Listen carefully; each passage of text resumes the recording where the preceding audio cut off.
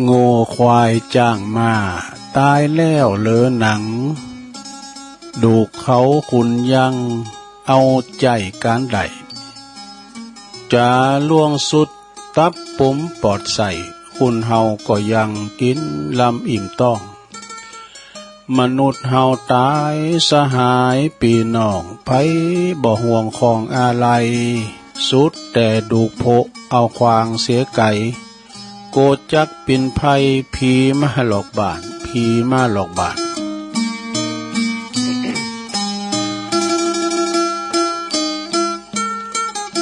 ขอความนอบน้อมแด่พระรัตนตรัยอันมีพระพุทธพระธรรมพระสงฆ์เป็นสารณะตีปึงขอกราบแนบไต่ไหวสาถวายความเคารพมายังครูบาอาจารย์พระมหาเถรานุเถระท่านเจ้าคณะพระสังฆาธิการพระภิกษุสามเณรเจ้าจุโต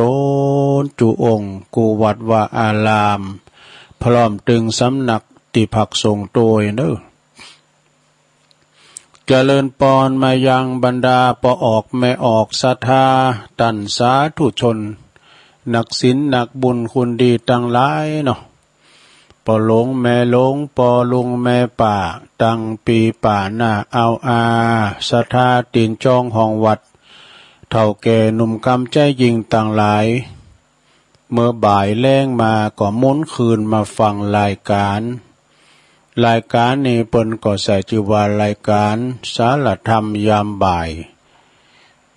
ก็มาตั้งแต่บ่าย3ปิ้นตุนไปจนถึง5 โมงเนาะ2 ชั่วโมงโดยกันเนอะศรัทธาญาติโยมซึ่งโดยปกติแล้ววันนี้ ก็จะเป็นวันตี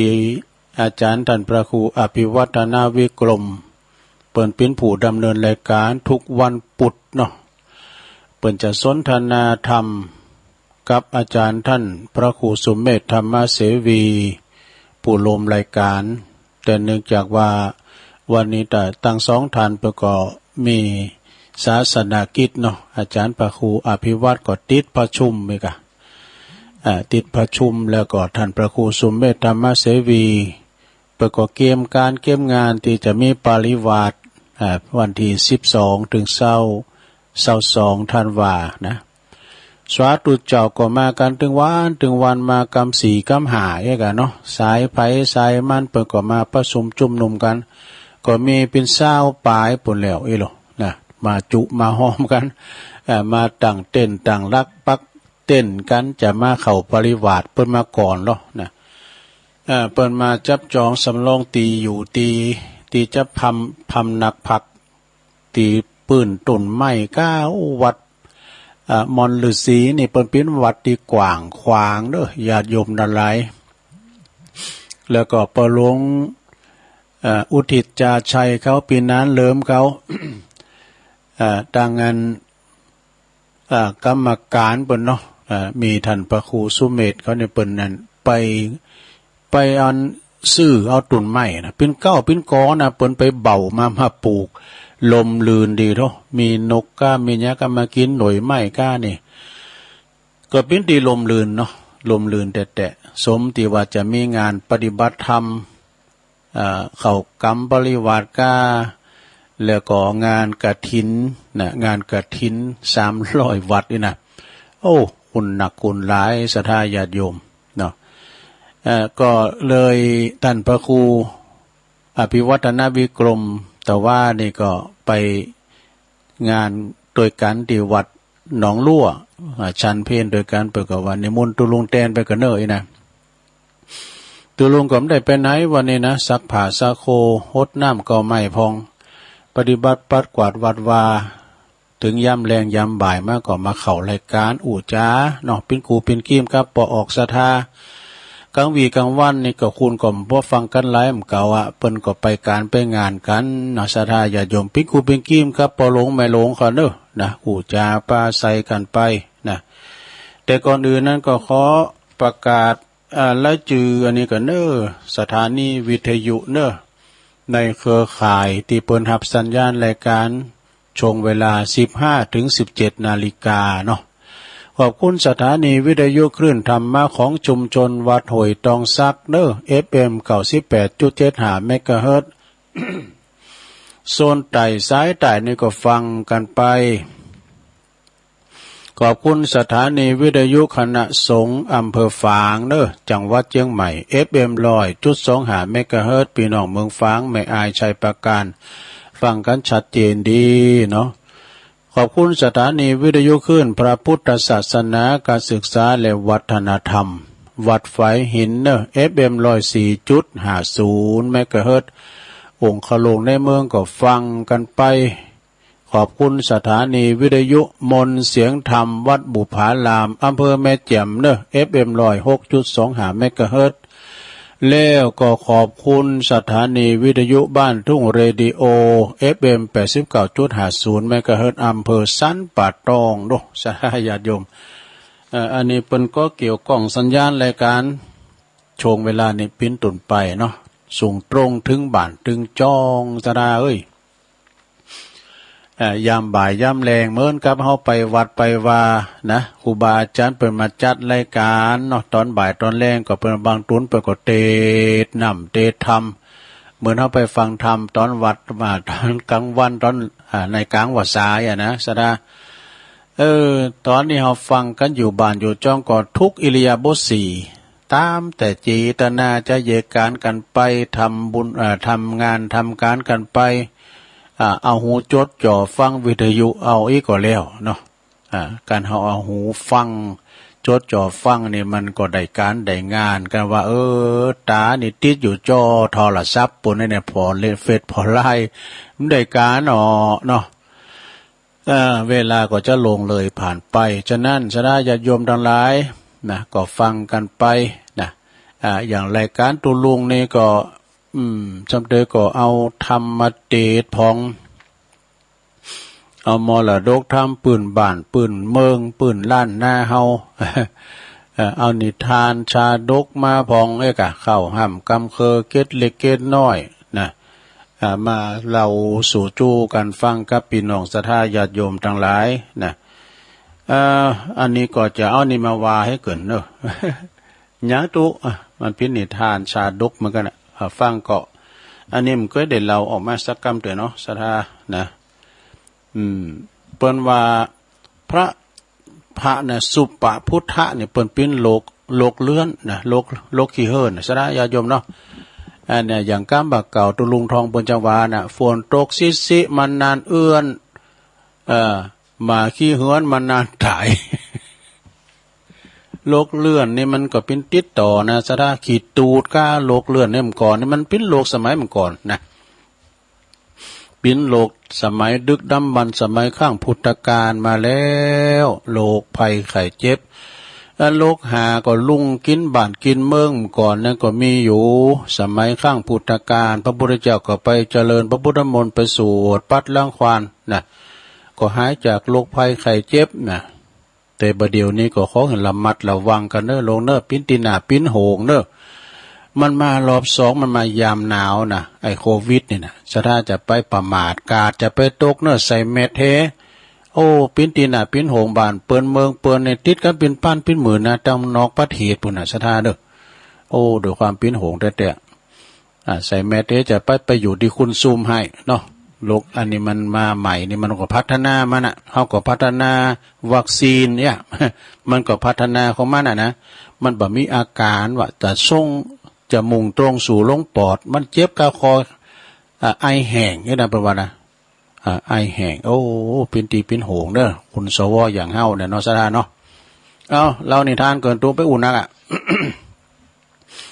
มีเรื่องมาว่าครั้งหนึ่งมีบุรุษโลกเลื่อนนะก็คือเปิ้นติดโลกเหินคนหนึ่งเด้อเปิ้นได้เข้าไปฟังพระธรรมเทศนาจากพระพุทธเจ้านะนั่งตั้งนอกพุ่นโกเปิ้นสังคมรังเกียจเนาะนั่งอยู่ไกลเปิ้นนะก็นอกประชุมชนอยู่ตั้งนอกพุ่นฟังก่อนนี้พระธรรมมีเครื่องเสียงกันเนาะเครื่องเสียงก็ทำมีแต่ว่าพระพุทธเจ้าเปิ้นอู่กระซิบเป็นดังไปเป็นกิโลนะเมื่อตั้งใจฟังพระธรรมเทศนาได้สำเร็จ ปีนพระโสดาบันมาดูสระญาติโยมก่อนเปิ้นตั้งใจฟังแต่นะเนาะเวลาว่าเลิกฟังธรรมแล้วเปิ้นก็อยากจะเข้าไปกราบทูลพระพุทธเจ้าทรงทราบว่าโอ้ข้าพเจ้าฟังทราบซึ่งแนะนำธรรมคำสอนแล้วก็ได้เขาว่าได้ซึ่งในรถประธรรมเนี่ยนะจะใครไปกราบพระพุทธเจ้าเองกะในขณะนั้นพระอินทร์บนอยู่สวงสวรรค์ฝากฝ่าจึงจะมาลงมายืนอยู่บนอากาศดูอยู่บนอากาศกลางหาวบนแล้วคนอื่นเนี่ยหันแหละมันเพิ่งก็แสดงเห็นรัวมนุษย์ขี้เหินนี่กะนะได้หันจึงตรัสออกไปว่าเปิดทดสอบทดลองใจของบุรุษพวกนี้นะทดสอบทดลองใจปฏิปินจะได้กะว่านี่แน่พุทธสุปาพุทธะเปิ่นมีชื่อว่าสุปาพุทธะเนี่ยสุปาพุทธะเฮ้ยเธออย่าปินคุณอย่าคุณจนนะคัดสนปินอันมากเด้อเฮาจะหือซับนับบ่ได้แก่เธอนะเธอนี่เป็นคุณตุกยาตุกไหลเข็นใจมีข้าวของเงินทองแล้วก็จะหือซับหือเธอนะ แล้วก็แต่ว่าเธอจงไปว่าพระพุทธเจ้าว่าบัจใจพระพุทธเจ้าอันนี้ใจพระพุทธเจ้าพระธรรมนี่ก็บัจใจพระธรรมพระสงฆ์นี่ก็บัจใจพระสงฆ์คือปีนกรรมหมดเลยว่ะ แล้วเฮาจะแล้วบอกว่าเฮาบ่ต้องการพระพุทธพระธรรมพระสงฆ์เอกะนะเธอจงว่าอย่างนี้ใดก็แล้วจะหือทรัพย์สินเป็นอันมากเลยนะเพิ่นจะซื่อใจจะลองใจสุปาพุทธะเนาะในขณะนั้นสุปาพุทธะเปิ้นก็ถามว่าท่านเป็นไผน่ะท่านเป็นไผคือมาอู่อย่างตัวข้าพเจ้าเนี่ยยึดถือไตรสรณะเนี่ยปิติสารณะที่พึงนะพระอินทร์ก็ตอบว่าเฮานี่ก็คือพระอินทร์เป็นพระอินทร์อยู่บนสวรรค์ฝากฟ้าสุปาพุทธะก็จึงว่านี่แน่พระอินทร์เป็นอันธพาล เปิดเขียนไว้นะผู้บ่ไม่ยางอายดอกท่านบอกกวนอู่กับเฮาเด้อนะท่านนี่บอกกวนอู่กับเฮาแต่นะท่านจะให้เฮาไปใส่ร้ายพระพุทธเจ้าเฮาทำบ่ได้นะท่านว่าเฮานี่เป็นคุณถูกอยากไล่เข็นใจขัดสนแต่ว่าเฮาในบ่ใจคุณอยากจนขัดสนเด้อเฮามีสุขเฮามีทรัพย์มากแน่เพิ่นยังไว้อยู่นะเฮามีสุขบ้านหวานใจเฮามีทรัพย์มากมายผู้ที่มีทรัพย์ก็คือหยังทรัพย์ของเฮาก็คือศรัทธามีศีลมีหิริโอตตัปปะการที่ได้สดับรับฟังแล้วก็การหือตานการหลอบลู่ในสังขารว่าเป็นอนิจจังทุกขังอนัตตาเนี่ยนะบัณฑิตทั้งหลายเปิ้นเรียกว่าเป็นผู้ไม่ขัดสนเด้อนี่เปิ้นตอบโต้พระอินทร์ไว้นะผู้ที่มีชีวิตที่บ่เป็นโมฆะบ่เปล่าเปลี่ยวนะไอ้น้องโอ้พระอินทร์ได้ฟังดังนั้นแล้วก็ตอบอย่างได้รับคำตอบอย่างนี้แล้วก็จึงไปกราบทูลถวายพระพุทธเจ้าเนี่ยพระอินทร์ก็ขึ้นไปถามไปไหว้สาถามกราบทูลพระพุทธเจ้าพระพุทธเจ้าจึงตรัสว่าถึงจะมีพระอินทร์มาตั้งร้อยตั้งพันก็บังคับให้สุปาพุทธะอู่อย่างนั้นบ่ได้หรอกแห่เปิ้นบ่อู่แน่นอนนะฝ่ายว่าสุปาพุทธะก็ได้เข้าไปเฝ้าพระพุทธเจ้านะกราบทูลคุณธรรมที่ตนได้แล้วถวายนะโอ้ข้าพเจ้าได้ฟังพระสัทธรรมคำสอนของพระพุทธเจ้าจุ่มว่าได้ดวงตาหันธรรมว่าเด้อนะได้บรรลุเป็นโสดาบันเองแล้วเพิ่นก็กราบทูลลาไปนะในเวลาเดินทางปิกบ้านปิกจองนะสุปาพุทธะนะกายไปกับป้าโอ้อินเดียนี่มีสัตว์ตลิสารหนักนะมีควายมีโง่มีจ้างมีม้านักไปป้าใส่โควิดมันใจนะเนี่ยก็โคมันควิด มันก็คล้ายๆกับเหมือนกันแหละไปป้าใส่โควิดเองอันนี้ก็โคก็คือโง่นะรู้นะโคควิดก็คือโง่ควิดนะมันจะโควิดเลย เมื่อไปป้าใส่โคแม่ลุงอ่อนควิดตายไปเหรอวะนั่น สุปพุทธะตายไปแล้วก็ขึ้นไปเกิดในบุญดาวดึงสวรรค์แน่เนี่ยนะหันผลท่านตาหอขึ้นไปบางเกิดแล้วก็พระภิกษุทั้งหลายก็มาโจตนากันเนาะเรื่องสุปพุทธะเนี่ยพระภิกษุทั้งหลายนะก็จึงกราบทูลถามพระพุทธเจ้าว่าเหตุใดเจ้าสุปพุทธะเนี่ยเป็นโลกเฮินโลกเลื่อนนี่นะพระพุทธเจ้าจึงตรัสว่าในอดีตในชาติปางก่อนบุญสุปพุทธะเนี่ยได้ไปปะใส่ไปพบใส่พระตักขะละสิกขิปปัจจเวกปัจจโพธิเนี่ยเป็นไปปะใส่พระพุทธพระปัจเจกะนะพระปัจเจกะเปิดกำลังแสดงธรรมเปิดก็อันจะแสดงธรรมไปหันพระปัจเจกะอย่างนั้นแล้วนะสุปพุทธะไปแสดงความรังเกียจไปแสดงความเกลียดชังนี่นะแล้วก็ไปถุยน้ำลายวะถุยน้ำลายใส่ปุ่นแต่มันจะถุยใส่หันถุยกับมันก็มันเยตังนอกวันนั้นจะแบบปุ่นน้ำลายใส่ปุ่นนะแล้วก็เดินเลียงไปนี่อันนี้จัดแล้วพังหลังบนนะพอตายไปแล้วก็ได้ไปตกหมอนหกอยู่นานจึงได้มาเกิดทำกรรมก็เป็นโลกเลื่อนในจาตินี่แหละในจาติบุพกรรมในสดาญาโยมเนี่ยอันบาปกรรมที่ทำไว้ยอมทำให้เกิดทุกข์ร้อนเหมือนกับข่าเสือกศัตรูที่มาตันดังนี้นี่ในสดาญาโยมเราคือบอกแล้วคุณเฮานะจำเตือนนะบริบูรณ์พังพร้อมไปโดยภกทรัพย์หมดเนาะเอาของเงินคำสัมปติก็นักนาป้าปั่นเรียกว่านางอยู่บุญของเงินของทองแต่สุขภาพของเปิ้นนี่บ่สมบูรณ์อันนี้ก็เป็นว่าโมฆะเหมือนกันด้วยเนาะมีเงินล้ำได้ใจนะเนาะสดาเนาะแต่บางคนนั่นก็ร่างกายกำยำแข็งแรงอก3 ศอกมีโรคภัยไข้เจ็บคัดสนเงินทองแท้เหมาะอย่างเนี่ยคุณเอามาสั่งบารมีสั่งบุญมาเหมือนกันนะสดาเนาะบางคนก็ตุกไล่เข็นใจบางคนก็ฮิฮามาได้ต่อได้ก็เต้าเป้งพอบางคนก็พิกลพิการทุพพลภาพเนี่ยมันจะแน่นอนนะคุณเฮานะบางคนก็หล่อเหลาอาการคือว่าพญากุ่นตึกกันมา มีพญาด้วยนะสดาเนาะคุณเฮามันอันไม่ยิ่งคนน่ะงามอย่างนั่งฟ้าน่ะไปอยู่ไกลมันได้เยอะปากเก็บเฮ้ยเนี่ยมันเนาะเฮาสั่งบารมีเหมือนกันนะบางคนจัดงามเนี่ยอย่างสังทองเนาะสังทองห้องเพลงจัดมนต์มันเป็นแต่กรรมไผกรรมมันนะเรื่องนี้เป็นจริงหันว่าการแสดงความรังเกียจชังต่อพระภิกษุสามเณรผู้มีศีลนั้นบ่ดีเลยว่าจะต้องได้รับบาปในชาติใดชาติหนึ่งเป็นแน่แท้จบสดาญาติโยมอันนี้เอามาแจมไปก่อนเนาะสดาเนาะเปิ้นว่านับถือตุเจ้าก็คือนับถือผ่าเลิงการว่านับถือต่อเฟืองก็คือนับเม็ดเข่ากรรมเก่าเปิ้นว่านะเนาะ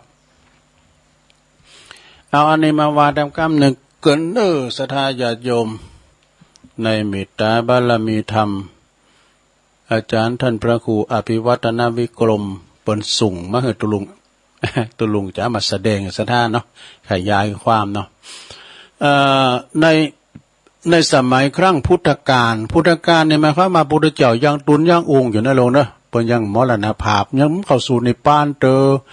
มีอยู่หันวันหนึ่งมีปอใจคนหนึ่งออกจากบ้านไปแต่เจ้าตรูนะก็คือแต่เจ้า4 โมง5 โมงนี่กะไปทัศนาการหันพระภิกษุยืนห่มจีวรอยู่ในวัดแน่อยู่ในวัดพุ่นนะโดยสถานที่ห่มผ้าจีวรนั้นก็เป็นว่ามีหญ้างอกออกมาว่านะหญ้าหมู่นั้นก็มันปิ้นน้ำค้างตัวเองกันเนาะปิ้นน้ำค้างเมยอ่ะนะจีวรจึงไปเกลือกลั้วกับหญ้าแล้วก็ทำมันเปี้ยพอหยาดน้ำค้างไอ้เนาะเขาหันดังนั้นแล้วก็คิดว่าเฮาควรจะถากถางหญ้าบริเวณนั้นนี่นะในวันลุงขึ้นมาเนาะเจ้าขึ้นมาแต่วันหนึ่งเขาก็กำเอาจอบเอาเสมเอาคอบกไปถากไปจากหญ้าหมู่นั้นจนโลงเตียนนะจนเตียนโล่งนะแล้วมาสังเกตทำกรรมหนึ่งแถมวันหนึ่งลุงเจ้าขึ้นมาพระภิกษุ เมื่อพระภิกษุมาห่มผ้าจีวรตีตรงนั้นแล้วโอ้ปรากฏว่าเขาก็มาหันชายจีวรของพระภิกษุต่างหลายเหล่านั้นนี่ไปลาดตกดินบนดินบนทรายทั้งหมดที่ปื้นดินทั้งหมดไอ้น่ะดินมันเป้งไงกันเนาะมันเป็นบ่เหลือเกิดกากไอ้ยะถ้ามือจีวรเปิ่นจึงเกิดว่าเฮาควรจะไปเคลียร์ทรายลุงในที่นี่แล้วก็คุณเอาทรายมาเคลียร์อยู่ที่บุญนี่น่ะเมื่อเกิดอย่างนั้นแล้วในวันต่อมาใจคุณนั้นก็จงก่อนจงเวลาเปิ่นเพลเนาะมีแสงแดดกล้าเขาก็จึงหันพระภิกษุเหล่านั้นกำลังห่มจีวรในที่นั้นหันเห่อเปิ้นไหลออกมาแล้วก็กายของเปิ้นก็จากกายของพวกท่านก็ต้องคิดว่าเฮานี่ควรจะสร้างมนดบไว้เนอะนะหันมันฮ้อนได้เฮาควรจะสร้างมนดบไว้ที่นี่จึงสร้างมนดบขึ้นไว้นี่คนมนดบนะก็คือเดี๋ยวรูปร่างลักษณะจะได้ในที่บอกกันอันมนดบเนี่ยนะพอลงขึ้นมาแจ้งขึ้นมาอีกวันหนึ่งฝนตกห้ามบุตรฝนตกห้ามแต่เจ้าตรู่เขาก็หันพกพระภิกษุมีจีวรเป๊ะจึงคิดว่าเฮาควรจะสร้างศาลาจ้ะเนาะสร้างศาลาไว้ที่นี่แล้วก็สร้างศาลาขึ้นแล้วก็คิดว่าบัดนี้เฮาควรทำบุญฉลองศาลานี่จะฉลองศาลาแหละเนาะจึงไปนิมนต์พระภิกษุสงฆ์อันมีพระพุทธเจ้านะเป็นประมุขเป็นประธานแล้วก็ภิกษุทั้งหลายก็มานั่งนะก็ภิกษุทั้งหลายก็มานั่งกันภายใ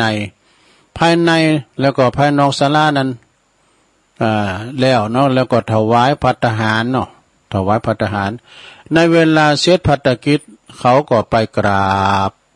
เหล่าบุญกราบทูลเหล่าบุญฉลองชายแฮปปี้มีเดียแฮปปี้นั้นหลอดไปโทรขอทางไลน์เนอะตัวลุงกำลังออกรายการอยู่อ่านในไลน์เนอะแล้วก็ไปกราบทูลเราเลิงบุญทั้งหมดตั้งแต่จากหญ้าดา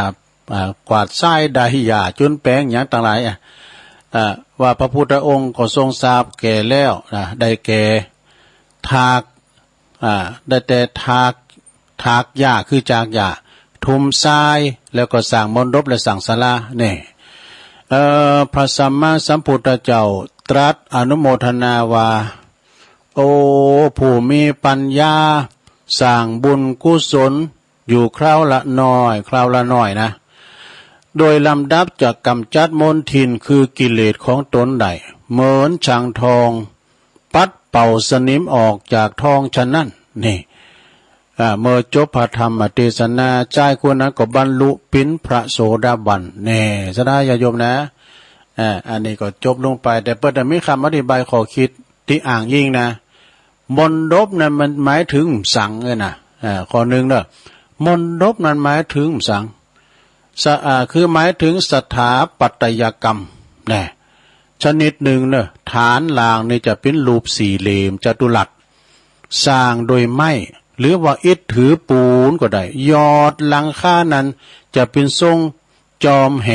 เนี่ยปกติสร้างไว้สำหรับปฏิฐานสิ่งที่เฮาเคารพนับถือสักการะบูชาเช่นพระพุทธรูปพระไตรปิฎกอย่างนี้เป็นต้นเนอะนะในที่นี้สร้างไว้สำหรับพระภิกษุใจสถานสถานที่ห่มจีวร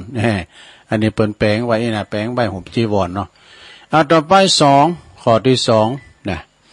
บุญทุกบุญที่เฮาได้ทำไว้ว่าจะเล็กก็ตามจะใหญ่ก็ตามจะน้อยก็ตามเช่นกวาดวัดเนี่ยกวาดวัดหะละโจหะละจางหะละนางหะละติวาไปเด้อลงกวาดไปเด้อกันไปนะบุญเท่านั้นไปถึงวัดอย่างอาจารย์พระครูเป็นวามเจ้าเนาะกันไปวัดเนี่ยเป็นบุญทางนั้นหันห้องน้ำจะไปล้างห้องน้ำก็บุญหันถวยหวานจ้อนจ้อนลุกลุงล้างก็ไปล้างก็ได้บุญหันงานวัดว่าอารามมันดอกเก้าไม้มันหลุนไม้กำไม่กวาดไปกวาดก็ได้บุญสดานะก กวาดวัดดาถากหญ้าถวายภัตตาหารเพลหรือว่าสั่งศาลาล้วนช่วยชำระช่วยชำระล้างใจของเฮาสะอาดจากมลทินคือกิเลสทั้งสิ้นนี่และเมื่อสั่งสมบุญจนมากพอแล้วก็จะได้บรรลุธรรมเป็นพระอริยบุคคลในที่สุดนี่ข้อที่3พระไตรปิฎกและอัฏฐกถาแปลว่าฉบับมหามกุฏราชวิทยาลัยเล่มที่43หน้า13หน้า15จบสดาโอ้ขอบคุณเด้อในเมตตาธรรมอาจารย์พระครูอภิวัฒนวิกรมเปิ้นสูงเลิงมาหือตุลุงนี่นะก็คล้ายๆกับเป็นรายการเปิดเอาทำกรรมหนึ่งนะมงคลชีวิตยามเช้าชีวิตชีวิตนี่เป็นอย่างพระพุทธเจ้าทรงตรัสไว้ว่าเปิ้นตรัสว่าว่าเด็กก็ดีผู้ใหญ่ก็ดีคนชั่วก็ดีคนดีก็ดีคนรวยก็ตามคนจนก็ตามทั้งหมดล้วนแต่มีความเป็นความตายเป็นเบื้องหน้านี่สะได้ได้กันเนาะจะไปประมาทเด้อการเกิดแก่เจ็บตายทุกคนล้วนหนีไปถึงบ่พ้นตุลุงจะว่ามันจะหลอดขาไปไหนก่อนกูได้เกิดแก่เจ็บตายทุกคนอันนี้ไปบ่พ้นจะอยากดีมีจนก็ตามเหมือนกันหมดต่างกันก็จะมีแต่หนักหรือน้อยจ้าหรือเลี้ยวเต่าอ่านเองเนี่ยถึงวันนี้เฮาได้เกิดมาแล้วแก่แล้วเจ็บแล้วคงเหลือแต่ตายเต่าอ่านมีแต่นะขอมันอยู่ใกล้ๆกันเด้อ ที่ยังบ่มีมาเจอเฮาเตอมาพยายามมาคุลาดมันมั่มถึงเฮาเตอเฮาย่ำตายเตอซึ่งจ้าหรือเลี้ยวก็ต้องเจออย่างแน่นอนจงอย่าได้ประมาทเด้อจงอย่าได้ประมาทนะในการดำเนินชีวิตโคนใจชีวิตที่เหลือในการสร้างประโยชน์ให้กับตนเองและสังคมเด้อลงเด้อที่สำคัญก็ควรจะหมั่นทำบุญให้ทานเนาะสหาปาไทยยังคือเข้าหอสะเบงกังไว้เตือนรักษาศีลสวดมนต์ภาวนาอย่างสม่ำเสมอเพื่อสร้างคุณค่าให้กับชีวิตแล้วก็จิตใจของเฮาที่เฮาสามารถที่จะสัมผัสได้ในขณะที่ยังมีชีวิตอยู่แน่ยังบ่สายเกินไปนะลงเด้อทำมาเด้อนะบุญกุศลมันบัดนี้หายไปไหนสร้างบุญไว้กับตัวเฮาอย่าสะดาญาติโยมทั้งหลายเอ้ย การปินการตายเบ้าว่าคนตุกคนจนคนรวยแต่เจ้าเนี่ยสดาในเมตตาธรรม อาจารย์ท่านพระครูรัตนศิริวัตรตุปิเอเปิ่นก็โทรมาเปิ่นเจ้าคณะตำบุญหรอตำบุญหยังตุลุงตำบุญบ้านเลินเปิ่นอยู่วัดตุนแก้วถ้าว่าเปิ่นมีงานหยังก็เปิ่นจะห้องหาตุลุงเหมือนกันโอ้ขอบคุณเด้อแล้วก็ตั้งครูบาบุญธรรมสุมังคโลไว้กันเนาะวัดบันเลินสีจุ่มบันเลินทรายทอง เพิ่นก็โทรมาตุลุงวางวันที่3ที่4ขอมามาจ้างานศพตุเจ้าโอ้สะดุ้งเด้อไผมาพินมาตายตุปีก็ตุปีหนุ่ยไอ้นี่ตุปีหนุ่ยตุลุงก็ฮู้จักอยู่กะฮู้จักกะตุปีหนุ่ยนี่เพิ่นเป็นลูกประจันนันชัยโลเทพประชุมเดี๋ยวก็กับอันเดี๋ยวเปิ้นว่าเด้อเปิ้นว่าตุปีเอเปิ้นบอกว่าตุลุงจะมาได้เนี่ยเปิ้นจะประชุมเพิ่งกันในวันที่4โอ้ตุลุงก็ติดงานนี่เนาะแต่ตุปีเอเปิ้นเข้าใจนะเพราะว่าที่ในตำบลเดียวกันนี่เปิ้นจะตั้งทำโรงที่วัดไร่พัฒนารามนี่ล่ะตุลุงละตอนนี้ก็ไม่ได้เขาจะว่าลุงแต่ตุปีเอเปิ้นเข้าใจกับครูบาไปเปิ้นก็ยืนไมค์มันจะไมค์ละมือถือเนาะตุลุงได้มาก่อนครูบาครูบาบุญธรรมโอ้ผมได้ไปเดินเนอร์ครูบาหน่อยเนาะแต่ก็เลยถามเพิ่นว่าเพิ่นจื้อหยังจื้อแต่บ่น่ะโอ้ก็ พระอาทิตย์อนาลโยวะนะตุปีหนุ่ยนี่นะก็เคยกันจะเดียตุลุงก็เคยไปช่วยงานเนี่ยก็เปิดก็มาอู่มาจ้าตอนรับตุลุงกาแฟอย่างเงี้ยนะจะเดียนะเพิ่นอายุ50 ปีแต่ลงซะนะเนาะแล้วก็บวชได้8 พรรษาเนี่ยแล้วเปิ้นมรณภาพว่าเศร้าเก่าแล้วจะประชุมเพลิงวันที่4เด้อเอาที่วัดบันเริญไซทองนะโยมเด้อไผอยู่ไก่แถบนั้นก็ไปลมส่งสการต้านขาบเด้อนะตุปีหนุ่ยอายุกำลังได้50 ปีนะพระอาทิตย์อนาลโยนะได้8 พรรษาอยู่กับครูบาเนาะกับครูบาบุญธรรมนะแล้วก็ครูบาเต้เขาเคยไปเคยจอยเปิ้นจอยงานแล้วก็ไปตัวปีหนุ่ยนี่ก็ตอนรับจะดีเปิ้นเป็นลูกของปนนั้นอาจารย์นันชัยพออาจารย์นันชัยก็เป็นมรรคนายกนะเปิ้นก็จ้างอู่จ้างจ้าแล้วก็เทพประชุมเนาะก็ศรัทธาญาติโยมทั้งหลายเนาะปึงปว่าเขาหำเกิดแก่เจ็บตายสหายปีน้องไผบ่ห่วงของอะไรสุดแต่องค์พุทธะก็ยังสุดวิสัยดับขันบรรลัยไปนิพพานเจ้าศรัทธาเนาะมนุษย์เดินดินยิงใจหนุ่มเฒ่าอย่าหวังโม้เมาลงป่นเนี่ยความตายมันมีเหมือนกันโมศรัทธาเนาะความตายบ่เว้นพาเนนก็ตายเท่าแก่ยิ่งใจเจ้านายและข้ามหาเศรษฐีผู้ดีเมน่ะแม่แต่คู่บายังเม่นดูสนะคู่บายังเม่นเนาะวัฏสงสารเก่าขานบ่เพี้ยนบ่พิษแผกเบาในธรรมตายดีตายให้ยิงใจนะนำจักเอาเงินคำแลกสื่อบ่ได้สนะเอ้ยเกิดแก่เจ็บตายเนี่ยที่ทุกเจ้าเพิ่มตายนะมันจะเอามาตามเขาคือเป็นวันมรณภาพนะมรณภาพก็ขอ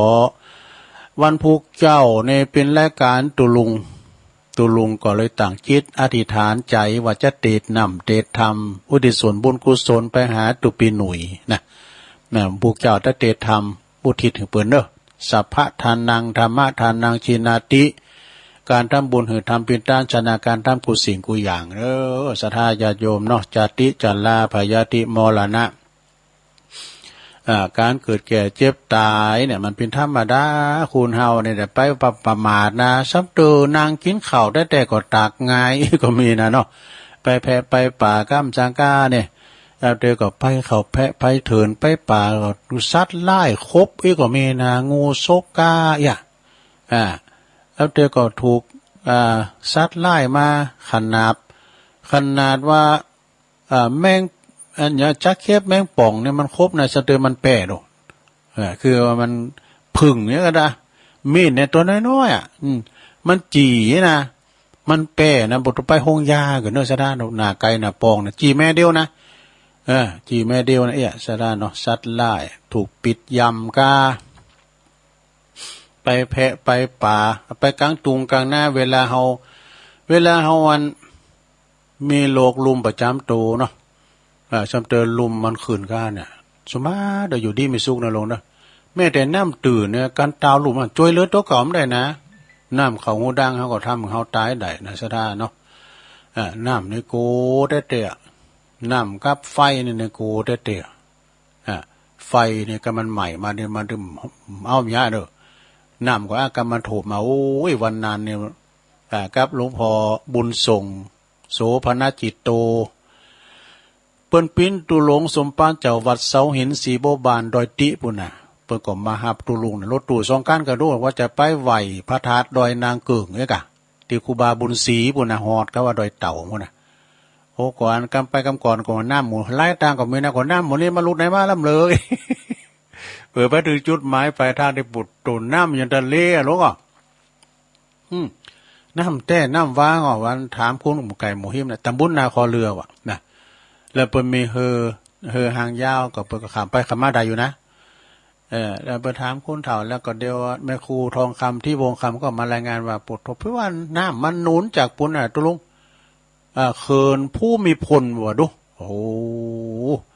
หนุนมาถึงเพียรซะได้ก่อนหน้าคอเรือแบบดูน้ำเรือมาอย่างน้ำทะเลกึ่งก็ไม่ซ้ำสาผมไปเอาไหว้ปิกหลวงพ่อบุญส่งมาแล้วนี่โอ้ ไหว้ปีก็มาวัดพุทธศรีคีรีเอี้ยสระญาติโยมทั้งหลายเนาะนี่จะไปประมาทเด้อเดี๋ยวนี้นี่เฮินแปรทานทองที่ดอยเต่าพวกนี้ท่านมีกิจกรรมแล้วเนอะเปิ้นจะมีแปรทานทองนะเป็นแปรเนี่ยเฮาก็เมื่อเติงแล้วเนาะ เมื่อเติงนึงก้อนมื้อละแพรทานทองเปิ้นก็มีอาหารการกินอย่างเอกอะนะเอาสระญาติโยมตอนนี้ก็ตุลุงจะเอาอันนี้มาประกาศในกรรมเนี่ยกันเด้อก็ประกาศข่าวสารงานบุญสักหน่อยกันเด้อสระเนี่ยประกาศข่าวสารงานบุญก็คืองานในวันผูกดินเนอร์สถาญาติโยมทั้งหลายก็ไผอยู่ละแวกไก่เคียงหรือว่าลูกศิษย์ลูกหาที่เคารพนับถือในต้นโตแห่งเมตตาบารมีธรรมหลวงพ่อพระครูสังวรศรีลาภิรักษ์ถนอมซ้ำยองนะวัดทรายมูลนี่เปิ้นปินตุหลวงสมปานเจ้าวัดตำบลแมกะอำเภอสันป่าตองวันที่1วันผูกนี่เป็นวันศีลโดยศรัทธาแล้วเป็นวันดีเป็นวันมงคลมังกรสดใสเป็นวันเปิดฟ้าเปิดบุญเปิดอำนาจบารมีเปิ้นจะมีการฉลองอายุวัฒนมงคลครบ6รอบ72ปีเนอะศรัทธาเนอะก็ไปกินไปทานกันเนอะไปรวมมุติตาสักการะนะมุติตาจิตในเมตตาธรรมหลวงพ่อเปิ้นโตยเปิ้นเป็นพระนักจัดรายการรุ่นอาวุโส72ปีแต่เปิ้นแข็งแรงกินต้านที่ไหนเปิ้นก็ไปด้วยเฮานะเขาจะไปแสดงมุติตาจิตจะไปหับสังจะไปเปิดโรงทานอีนี่ก็เจอเนอะวันที่1นะวันผูกดิตัวลุงก็จะได้ไปอยู่นะจะได้ไปกับท่านพระครูอภิวัฒนวิกรมตุลุงมีรถก็จะได้ติดซอยหอยตามเปิ้นไปเนาะแล้วก็ทำงานหนึ่งสระญาติโยมอันนี้ก็ขอเชิญรวมทำบุญงานประเพณีเตธรรมมหาจารย์เวสสันดรจาดก13กันณที่วัดไร่พัฒนารามบ้านหนองผำตำบลดอยหล่ออำเภอดอยหล่อจังหวัดเชียงใหม่นะวันที่2 ถึง 4ธันวาคมเนี่ยมันเปิดปิ้นประจำปีของเปิดอัตสดาเนาะเริ่มตั้งแต่เวลา9:30 9:30ปิ้นตุนไปเนอะสถาเนาะนะก็วันที่2นะก็ตอนแรกมาไปก็เทศน้ำเทศธรรมตอนเจ้าทักษิณานุปทานนะทำบุญอุทิศแล้วก็เทศธรรมบริวารเปิ้นทำคาถาปั้นกาปฐมมาลัยเก่ามาลัยปลายมาลัยกลางได้เหมือนกันเนาะทำคาถาปั้นกันมันหลายอย่างนะสถาญาโยมก็เริ่มแต่วันที่2เด้อพระจะไปนอนโดยก็ไปเด้อสถาเด้อเปิ้นก็ไปปฏิบัติธรรมโดยแล้วก็มีเขาวงกฏโดยเนาะไปทำบุญไปปิ้นเจ้าภาพการเทศการทำกันอันนี้เปิ้นอนุรักษ์เนอะท่านพระราชการสมชายนะพระราชการสมชายธรรมทินโนตุปิชัยของเฮาเนี่ยเปิ้นปลดรบเป็น20ปีพุ่นละเนอะอำเภอดอยหล่อนี่นะเปิ้นก็กำลังละไป2ปีที่อันโควิดเนี่ยแต่วันนี้เป็นจัดเนอะแล้วก็วันที่3ก็เทศทำตลอดวันเนอะวันที่3ก็ตั้งแต่ตัสปอนกัน9ถึงนครกันวันที่4นะก็จะมีการ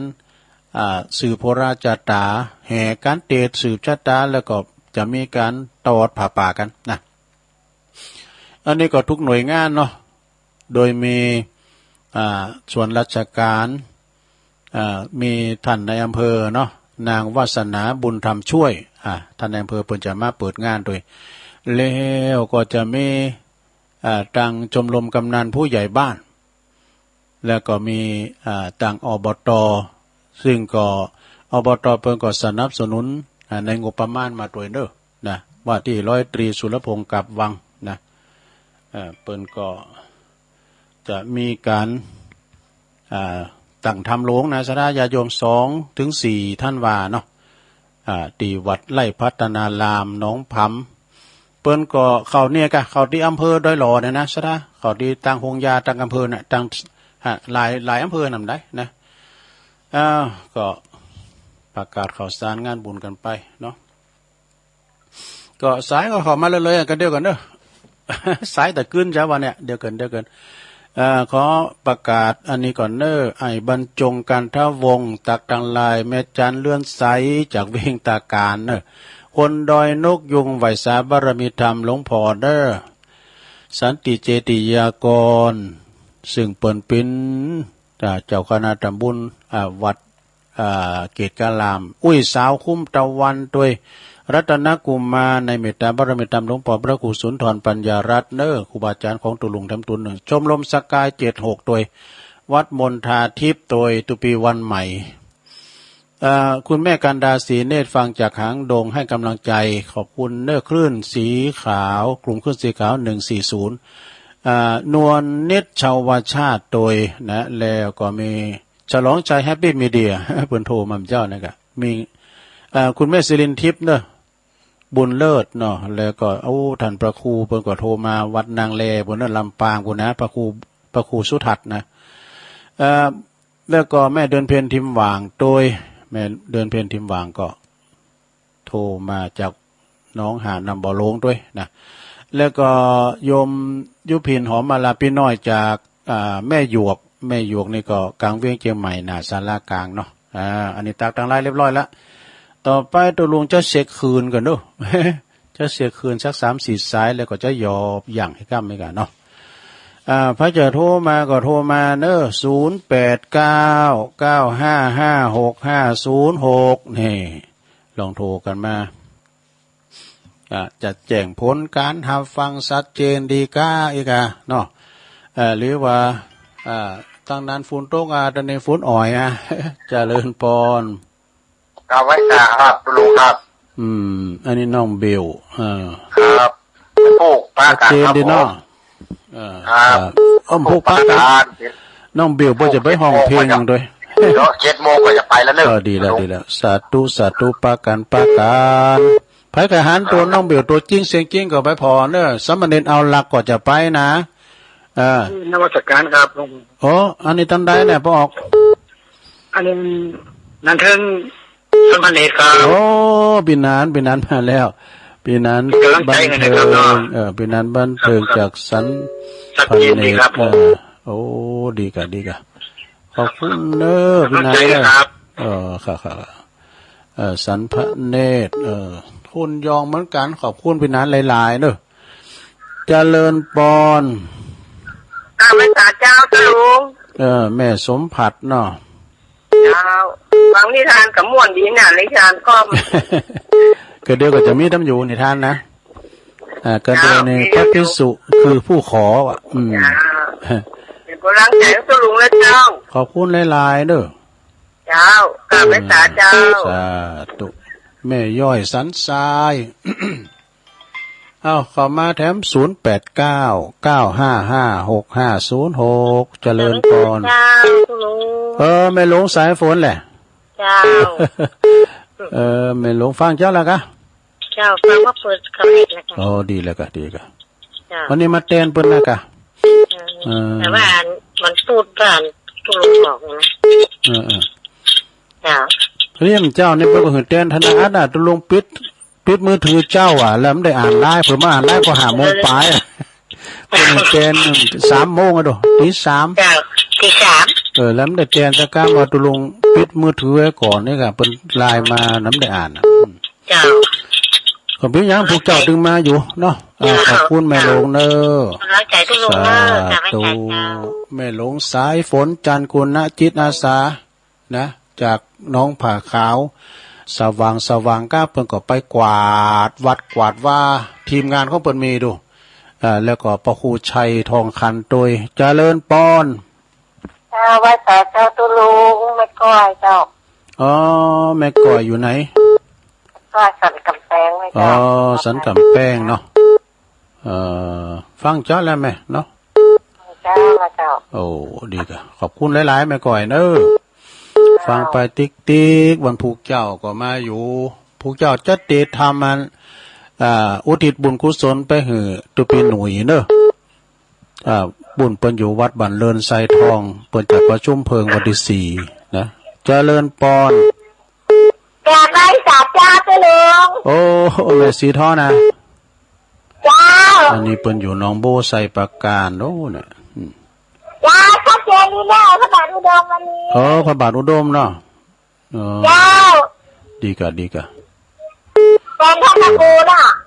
เต้นอาจารย์พระครูเปิ้นไปประชุมไปประชุม ยินดีเนอะแม่สีทอนเด้อจ้าอะนะโมทันนาสาธุสาธุช่วงแรกนี่สายตะกึ้นหน่อยนะถ้าช่วงที่สองนี่จะห่างว่าน่าจะแผ่วไปเจริญปอนน้าจะจ่ายจ้าลุงโอ้ยายพรหล่องบัวแดงหล่องบัวแดงสันกำแพงเชียงใหม่วันนี้ฝุ่นตกฟาร์มห้องเนาะเดี๋ยวจบห้องอย่างเลยนะแดดแค่แล้วโอ้แดดทั้งนั้นนี่ก็แดดตาขอพอแล้วก็ฟังนี่นะเป็น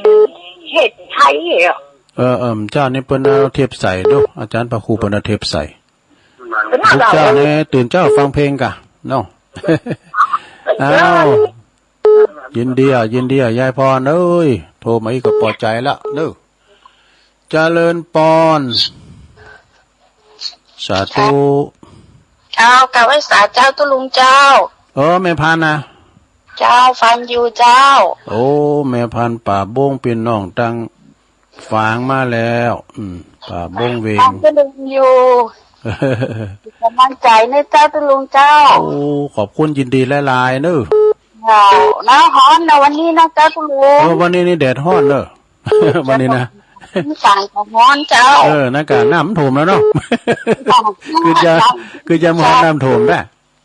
เจ้ายินดีแม่พันเด้อเจ้าจำไว้สาด้วยเจ้าตุลุงบุญรักษาไปตั้งปอจิกเขาด้วยปอสมจิตเขาอ่ะนะปอจีฟังกันอยู่หวยงูในคดีอันนี้แม่บุคคามาอันนี้จากปางเจ้าจากวัดพระบาทอุดมแม่สุมาลีทองแก้วเจ้าแม่หมอกันเนี่ยแม่หมอสุมาลีทองแก้วมาน่าไม่ได้อันโทรหาตุลุงมันโทรวัดติดดีแล้วก็เป็นยังติดแล้วหรอขอตุลุงมีสุขภาพแข็งแรงไม่ยุ่งมันขนยืนนะเจ้าสาธุยินดีกับแม่หลานสาธุถูกมาก่อนตุลุงเจ้าพวกเจ้ามากันพวกมาอยู่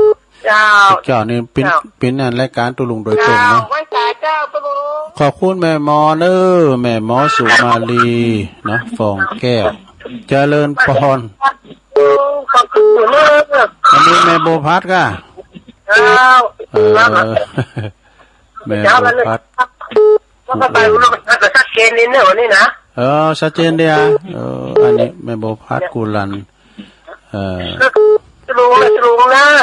ยินดีหลายๆนะแม่เนอเจ้าว่าแต่เจ้าสาธุต้นซ่านฝางเอาแถมสายเวลาก็หลายอยู่เจริญปอนกับไปสาท่านเจ้าเอาหนิมุนเอาหลวงพ่อช่วยกันคนน้อยอย่างพญาอินช่วยยันนะเนาะอินนี่รักลองใจเนาะลองใจดู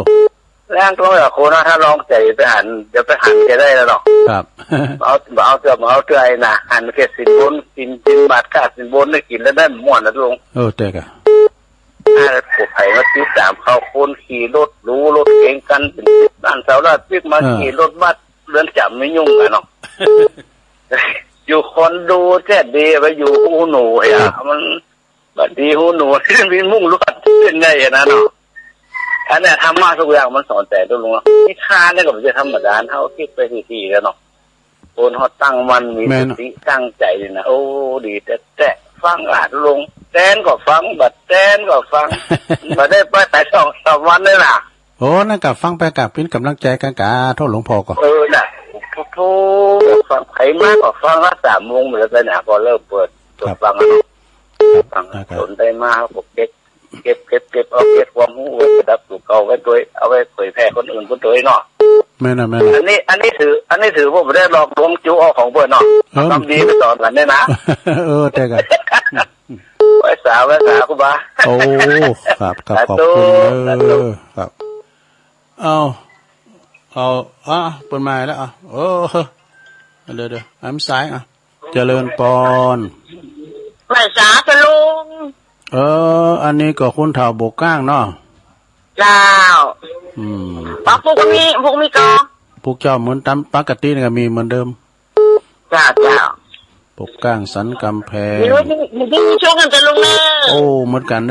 อะเจ้าสาธุสั่งจะได้หรือเปล่าผมเอาเนาะก็เดี๋ยวโทรมาแถม เอารอบสองโทรมาแถมอันนี้เฮ็ดตะอีกันเด้อตุลุงก็ยอบย่างให้ก่อนเนาะพักเบรกก่อนเดี๋ยวมาฟังกันต่อเนาะแล้วก็จะมาเล่านิทานเรื่องพระภิกษุคือผู้ขอ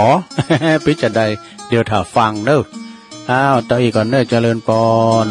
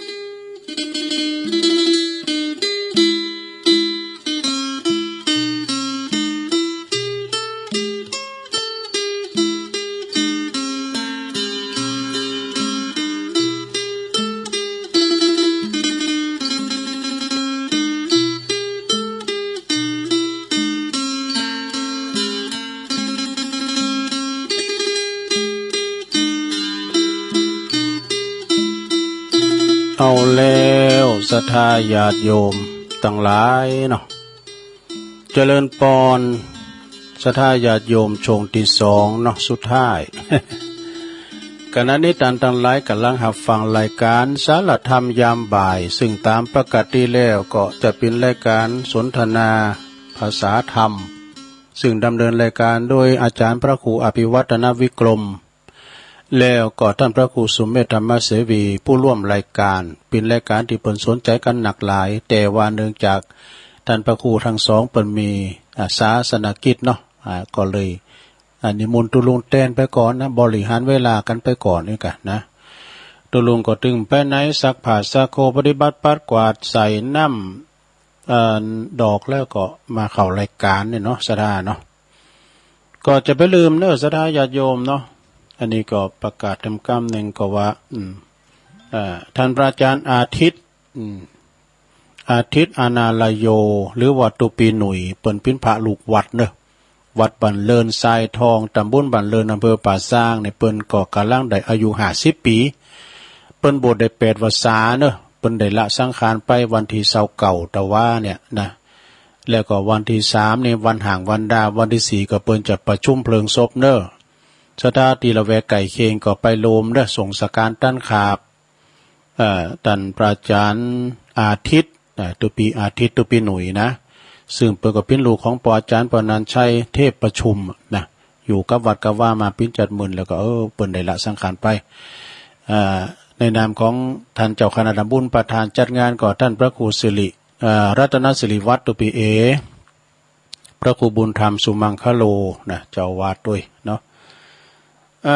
ศรัทธาญาติโยมต่อไปเอานี่มาวาดกรรมหนึ่งก่อนเนาะตามที่ได้เรานิทานยังดุมันเป็นนิทานนั่นนี่ภิกษุคือผู้ขอนะก็เดี๋ยวก็ก่อยมาวาดกรรมหนึ่งนะขออย่างได้มี2เรื่องด้วยกันเนอะแล้วก็เกตเล็กเกตน้อยโดยนะฟังบอกกันเนอะมีเรื่องราวให้ฟังว่าณอัคคาละวะเจดีเมืองอาละวินเมืองอาละวินนครเนี่ยพระพุทธเจ้าเปิ้นตรัสจาดกเรื่องนี้เป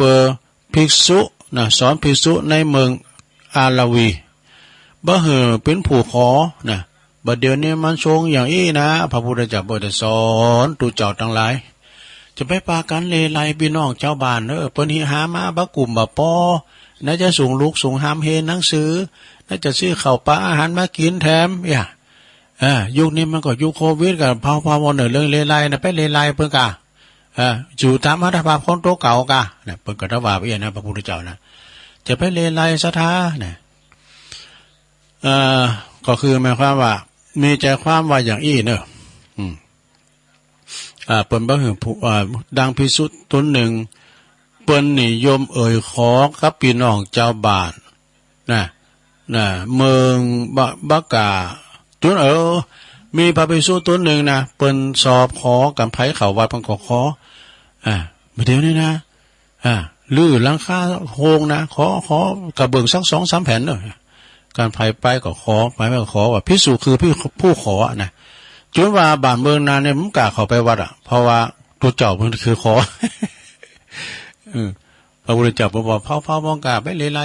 ไปขอเพิ่นลำไปนะเขายุคเขาจากหมากแป้งไงกะมีเรื่องความว่าอีนสถานเนี่ยในอดีตพระตถาคตของเขาเนี่ยเกิดเป็นตระกูลพราหมณ์ชื่อว่าอัฏฐิเสนกุมารเนี่ยเมื่อเติบใหญ่ก็ได้ไปลำเลนที่เมืองตักกศิลาจุนแตกฉานในด้านวิชาต่างๆเนอะครั้นหันโตดในกามคุณเปิ้นก็จึงหน่ายสงสารออกไปบวชเป็นฤาษีอยู่บำเพ็ญบารมีอยู่ป่าเขาหิมพานต์ต่อมาก็เดินทางมาบิณฑบาตยังเมืองปาลาณสีนี่พระเจ้าพรหมทัตเนอะผู้ครองเมืองนั้นหันจริยาวัดอันงดงามก็เกิดความเหลื่อมใสศรัทธาจึงนิมนต์ให้จำพรรษาอยู่ในพระราชอุทยานนี่จำพรรษาอยู่เนี่ยมันไกลๆเนี่ยจากอุปถากนะเนี่ยแล้วก็ปวารณาตนเป็นผู้คอยถวายการรับใช้ถวายข้าวน้ำโภชนาอาหารเนี่ยเนาะแต่ตลอดเวลาพระฤาษีก็บ่ต้องสิ่งได้เลยนะแต่ตลอดเวลาพระฤาษีบ่ต้องการสิ่งได้เลยไม่ต้องการอย่างสักอย่างเหยานนะวันหนึ่งจึงถามนะพระราชาจึงถามสาเหตุจากพระฤาษีนะพระฤาษีก็จึงกล่าวว่าโอ้บ่าวาผู้ขอนะบ่าวาผู้ขอหรือผู้ถูกขอหากบ่ได้ของตนหากว่าบ่ได้ของตามประสงค์สมมุติมาคุณมาขอเฮาเนาะเฮาก็มีอย่างเหือบ่ได้ตามประสงค์ก็ย ยอมบ่พอใจเฮาต่างอกต่างใจเขามาวัดยืมสตางค์สักปานตู่ข่มหือน่ะเพื่อก็จะเสียใจอาตมาจึงบ่ขอสิ่งได้จากท่านเนอะนี่น่ะพระราชาได้ฟังดังนั้นก็ถามอีกว่าเมื่อถึงการขอสมณะควรขอเปิดการดำรงชีวิตแล้วก็แจกบุญให้แก่ผู้ฆ่าผู้อื่นทั้งหลายนะคือว่าการไปขอและเปิ้นได้ตานก็ได้บุญกันนี่กะสมณะเจ้าก็จึงจักเลี้ยงชีพโดยผาสุกเน้อนะพระราชาบอกว่าสมณะก็จักได้เลี้ยงชีพโดยความผาสุกทำให้พระฤาษีกล่าวตอบว่าผู้ปรารถนาตนยอมเป็นผู้ฉลาดนะผู้ปวารณาตนยอมเป็นผู้ฉลาดสมควรหูว่าสมณะต้องการสิ่งใดเพราะพระอริยะเจ้ายอมบ่ขอเนี่ยเปิ้นบ่ขอนะแล้วแต่เปิ้นปวารณาไปพอแล้วสมมุติเนาะสมมุติว่าเฮาไปหันเปิ้นโฮงน้อยนี่ก็โหเนี่ยนะหันว่าก็มามุงให้อ่ะนะเปิ้นขอก็ได้ก็มามุงเพิ่นนี่เนาะเรื่องนี้ก็จบลงไปเนอะกาลต่อมาพระราชานั้นก็คือพระอานนท์ส่วนอัฏฐเสนดาบทนั้นก็คือเราตถาคตเรื่องนี้เพิ่นขอคิดว่าขึ้นชื่อว่าผู้ขอย่อมไม่เป็นที่รักที่พอใจของผู้ถูกขอผู้ถูกขอเมื่อไม่ให้ย่อมไม่เป็นที่รักที่พอใจของผู้ขอแต่กะเนาะจะไปขอล่ำไปศรัทธาญาติโยมทั้งหลายแต่ว่ากันจะว่าเปิดชื่อเฮาก็โดยศรัทธาเนอะตุลงมาซึ่งใจในเมตตาบารมีตามหลวงพ่อท่านพระครูสุจิตานุรักษ์เปิ่นปิ้นประธานในการประชุมที่วัดมอนจอมผอนะเปิ่นก็ซักเสริญครูบาอาจารย์ที่ว่าท่านเขานี้เป็นกลางแท้ๆเลยเป็นกลางอย่างใดเผยแผ่ธรรมออกจากคลื่นบาเลียนไลนี่นะถ้าเปิ้นมาหอมเนี่ยเปิ้นฮื้อกล้าอินเทอร์เน็ตก็ดีการที่การทำเปิ้นฮื้อด้วยจิตด้วยใจนี่นะเปิ้นฮู้ด้วยความจิตใจบ่ให้บ่ดีบ่เอาฮื้อกันง่ายๆดูสตังนี่นะเหือบ่ไหลใครบ่ย้อมจะได้มันมานะนี่นะเปิ้นว่าในที่ทำกลางประชุมนะลองไปพอกะในกาดเวลาแม่กาถอนสตังพิษถอนให้เปิ้นพิษนะบ่กุ้มกันนะเดือดกันในปุโตเดือดเต็มกาดเตะกันเนาะอันนี้คือหมายความเปิ้นทำบุญโดยใจนะเฮาบ่ต้องไปขอนะการเฮาขอนี่ก็มันจะได้นะภิกษุคือผู้ขอก็จริงอยู่เนาะศรัทธาแถมเลิงนั่นน่ะศรัทธาญาติโยมทั้งหลายภิกษุภิกษุขี้ขอนะหมออันนี้แถมเลิงยาวเหมือนกันเด้อเปิ้นว่ากัปปิชาดกนะกัปปิชาดกภิกษุขี้ขอนะณเชตวันวิหารดำแล้วลงพระพุทธเจ้าทรงตรัสชาดกเรื่องนี้เปอป๋าหลบถึงพระเทวทัตนี่ไปทางเทวทัตแล้วที่ถูกธรณีสูบนะในการละก่อนนั้นที่เคยพินาศมาแล้วมีใจความว่าอย่างอีเนอสถานเนอย้อนไปการละก่อนนะย้อนไปในการก่อนพระตถาคตของเฮาในเสวยพระชาติเป็นพญาวานอนก็คือวาหลายอย่างเป็นลิงก็แมนเป็นวอกก็แมนวานอนนี่นะเป็นพญาวานอนเด้อเสวยพระชาติเป็นพญาวานอนปกครองบริวารจำนวน500ตัวกันนะลิงวานอนทั้งหลายมี500ตัวมีพระพุทธเจ้าเป็นเป็นหัวหน้าอาศัยอยู่กับวานอนผู้หนึ่งฝูงหนึ่งนะมันมี2กลุ่มเด้อ2หมู่นะมีอยู่หันวันหนึ่งอยู่ในราชอุทยานของพระเจ้าปาราณสีเนี่ยอย่างไหน500เนาะโพของไหน500มาโซก็หันเนาะมีอยู่หันข้างนึงเนี่ยวานอนคึกขนองเกิดคึกขนองอย่างไรมูนามัตสุมาเนาะลงเนี่ยมาถ่ายอุจจาระใส่โหใส่ศีรษะของปุโรหิตผู้หนึ่งนะปุโรหิตนี่เป็นไก่ชิดกับพญาเจ้าเมืองโลเนาะไปถ่ายมูลใส่โหใส่ศีรษะของอุปราชปุโรหิตผู้หนึ่งนะจนปุโรหิตนั้นก็ว่ากล่าวอาฆาตไว้ อาคาดวานอนทั้งหมดไว้นะในราชอุทยานนะสักวันเดี๋ยวมึงก็กูต้องข่าว่าละไอ้หนาวเนี่ยเก่าตัวไว้เมื่อพญาวานอนหูเนาะ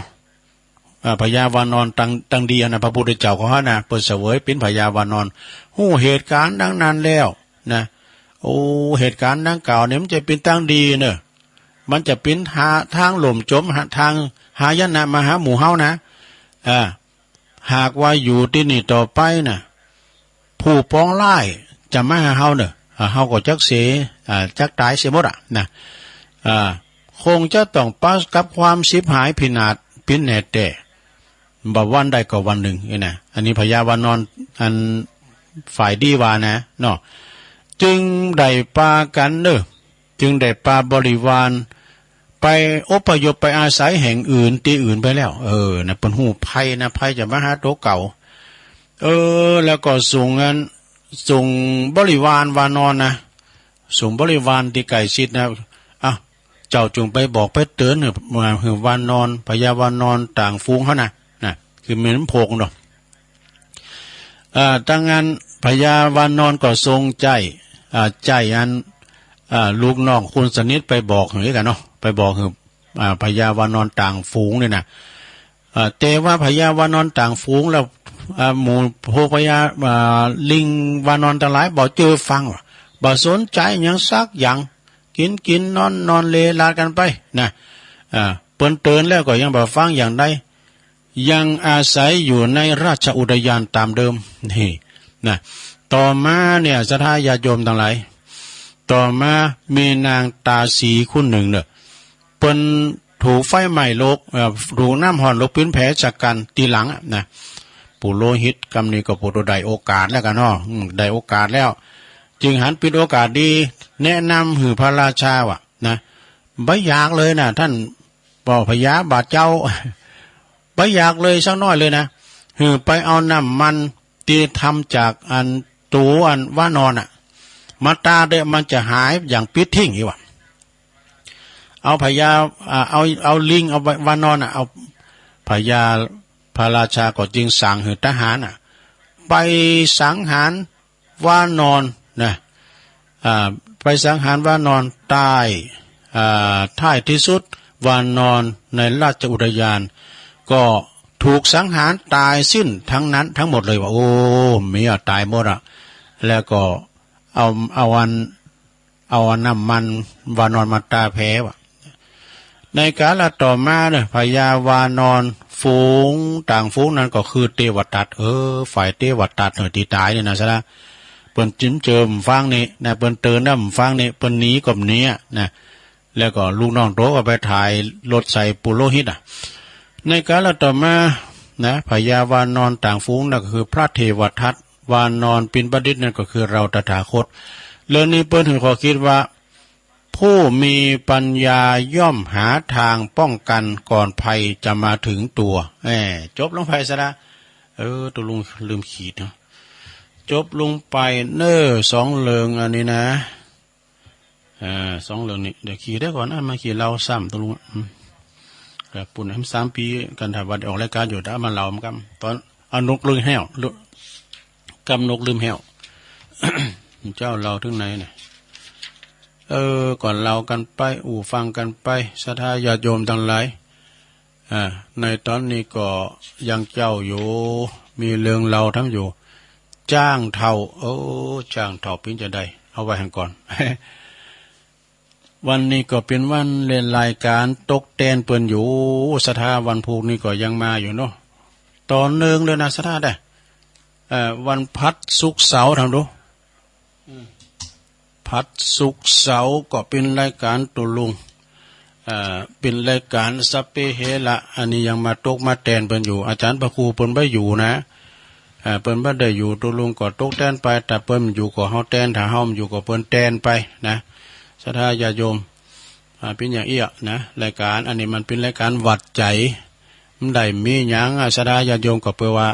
การเผยแผ่ธรรมธรรมะคือหน้าที่นะต่อไปเอาสิ่งที่บัดดีกันนะศรัทธาเด้อ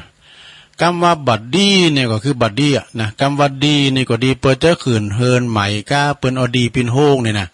เปิ้นเอาไว้ตัดตีเปิ้นเตียวหอมกันน่ะเปิ้นตำใส่เอาโหมาตำใส่โหอันนี้งั้นน่ะปุถดีโหน่ะปุถเอาไปบ่เอาไปผมจะเอาไปเปิ้นจะหือเอาไปมันหายากน่ะดีนี่นะสิ่งที่บ่ดีนี่มีหยังพองลองฟังเพิ่นลงเด้อสิ่งที่ไม่ดีสิ่งที่บ่ดีก็คือบ่ดีเอามือจกกระเป๋าเมื่อเวลาอู่กับคุณใหญ่นี่บ่ดีไปอยู่ไกลไฟเพราะมันร้อน ไฟมันร้อนเนาะและบ่ดีไปอยู่ในบ่อนเพราะว่ามันจะติดการพนันแต่กันเนาะโอ้มก่อนนี่เดินจีปีใหม่นี่ตำรวจเพิ่นอนุญาตเด้อลูกสมัยตะลุงปีน่ะน้อยนะน้ำบ่อโลงนะปุถน้ำบ่อขาวเด้อก็ไม่ใหญ่ไม่ล้มบ่ต้นไม้ซ้ำสาเนี่ยปุถผอมหันฟ้าเด้อมันจะมีเป็นจุ่ม เป็นจุ่มแล้วเพิ่นใส่กำเสาหา10 บาทนี่นักละเพี่น้อยนะอันนึงใครยาวน่ะก็ล็อกแล้วเวลามดวันนี้ละเด้อเนาะวันปากปีย่างให้นะกันลิ้นไปต่อกันเดียวก็แตกตึ้งอ่ะเด้อกันเพิ่นไปยับไว้นะสดาญาโยมหอมลิ้นก็ตามนะบ่ยื้อพอเพิ่นน่ะยุบพอน่ะโดนหมดอ่ะ ปลาตัวเดียวหนาวถึงซ่านะพอก็ฮกขึ้นไปตอนนั้นพอก็ซุ่มไฟน่ะเพิ่นตื่นกันเนาะพอก็นั่งพอก็นอนอยู่ในสุดอ่ะแสน1ปียังลงปิดเจ้ามือนะ อ้าวจะไปอยู่ในบ่อนมันจะติดการพนัน แล้วก็บอดี้ไปฆ่าสัตว์ตัวตายบอดี้ไปฆ่าตัวตายเด้อในเวลาอกหักโอ้ยศรัทธาญาโยมไปฆ่าตัวตายนี่แปลว่าบอดี้น่ะมันเป็นบาปเลยเฮาไปฆ่าคนอื่นกันนี่วะนะศรัทธาเนาะคุณเฮาสำเร็จก็อกหักลักลอยกาคอยการค่อยงานประสบความสำเร็จสำเร็จก็เกิดน้อยใจศรัทธาเกิดน้อยใจไปฆ่าโดยเฉพาะละอ่อนวัยรุ่นกันเนี่ยอายุ16 17เนี่ยนะสำเร็จนะลองอ่านพอข่าวเนาะเป็นจะลูกหลานเอ้ยพ่อแม่เลี้ยงใบใหญ่ก็กองให้ใหญ่ใหญ่มาแล้วมาขาดโตตายกินยาตายมันหมายความว่าอย่างไรมียาตุลุงอกหักเพราะรักเธอ อย่างตุลุงเคยว่าถ้าไฟอกหักน่ะไฟที่พิษหวังน่ะมันต้องเอายังไปยามาดื่มหายเปิ้นว่าเอาธรรมะของพระพุทธเจ้าไปรักษาเถอะมันถึงจะปรงตกมันถึงจะหายไปเอง มันถึงจะหายไปเองนะไผตีว่าเปิ้นโรคซึมเศร้ากับหยังก็ไอ้น่ะเนาะพระพุทธเจ้าตุเจ้าพระนายเปิ้นไปหึงขอคิดก็เอาธรรมะไปสั่งไปสอนก็ไอ้น่ะมันถึงจะปรุงตกไปเองอันแผลกายง่ายนักหากรักษามันทายาทุกเช้าเย็นก็เป็นผลแต่แผลหนึ่งลึกล้ำจำต้องทนในกำมลเกินแก้คือแผลใจนี่รักษายากแต่จะรักษาง่ายก็ต้องเอาธรรมะไปข่มเนอสตาจะปรุงตกไปเองโอ้ถึงไหนละ บอดี้ไปกึดขาโตตายเพราะอกหักนี่บอดี้จ่ายนักพยายามเมื่อเฮากำลังสั่งเนื้อสั่งโตแต่ก็จะไปอันกินง่ายใจโอยซะท่าเงินคำกำแก้วนี่หายากเด้อซะท่าเด้อหายากถ้าได้มาเนี่ยกันเหอบรรลัยไข่บ่ย่อยถือบ่ได้มันมาแต่ได้มาแล้วก็เก็บงามไว้นะมัธยัสถ์นะกำพระเปว่าให้มัธยัสถ์อดออมนะถ้าว่าหันเปิ้นซื้อมือถือใหม่ก็เฮาก็เป็นใหม่อย่าทำตัวตามสังคมความล่มจมจะมาถึงนะเพิ่นว่านะเนาะนะจะไปเห็นเปิ้นนะเปิ้นไข่มังมีสิสุกเปิ้นรวยดูก็ปล่อยเปิ้นจะไปคอยเปิ้นนะอันเปิ้นใส่ข้อคำหรือมาใส่วาดเนี่ยนะเรื่องหามติมข้อเนี่ยถ้าอูบ่ะเมื่อไหร่โหอย่าเตะก็ ไปว่าเปิ้นเนาะอย่าจ่ายบอดี้จ่ายนักเพราะว่าเฮากำลังสั่งเนื้อสั่งโตบอดี้โมดแต่ไข่โหคะอย่ามือเฮาไปเอางานศพ มันมีตัวนึงเนาะไม่เพลงก็ได้เพลงบุญศรีรัตนางก็พวกนี้เปิ้นไปแอวงานศพไข่โหอยู่คะแบบเปิ้นสูงเสาก็เปิ้นว่าคือเดี๋ยวไปงานแต่งปุโรไห้โง่เปิ้นไล่หนีออกคุ้มเนาะ อ้าวอย่าบอดี้นอนหงายบอกว่าบอดี้นอนหายแปลว่าบอดี้นอนหายนอนเหบอดี้นอนหายนอนเหวะในเมื่อยังมีชีวิตอยู่แต่กะศรัทธาญาโยมก่อนนี่เฮาเป็นละอ่อนนี่ขี้เหล้าเพิ่นเมานะขี้เหล้าเพิ่นเมานี่เปิ้นปุตุหามกันมาเดี๋ยวก็เอาอันพาขี้เห็นขี้ยอกเลยนะเอ เอาไปจุบน้ำขี่มาแล้วเอามาอาปัก หันติมตาแหละอาปักกันกินแล้วเปิ้นยี่อันมันจะสางเว้ยวะนะมันจะสางเว้ย อาปักกันอาปักอ้ามมันใส่จ้องน้ำขี่มาเดี๋ยวนี้ไม่ขี่มาเนาะมันก่อนนี่มันเฮินมันยกปืนดูเฮินเฮามันก่อนนะมันยกปืนแล้วก็มันมีจานหอมอย่าสะเข่าก็ย่างถอยก็มันลุงน้ำขี่มาดูไก่มาซ้ำเป็ดเทศมาซ้ำไม่น่ะมันดึงดำเตี้ยนะแล้วก็เอาต่อไปซะได้เนอะบัดนี้ไปนอนเฮนอนหายเพราะว่าลูกเมรออยู่ที่บ้านแต่กันเนาะบัดนี้ขี่ข้านทำความดีในเมื่อยังมีชีวิตอยู่ทำไปเด้อซะได้ทำคุณงามความดีเพราะว่าขนาดหันคุ้นเถ่าถ้าขามหุ่นตั้งรถปลาไปเคกำแขนเปิงขามหุ่นตั้งก็ได้บุญแล้วศรัทธาญาติโยมทั้งหลาย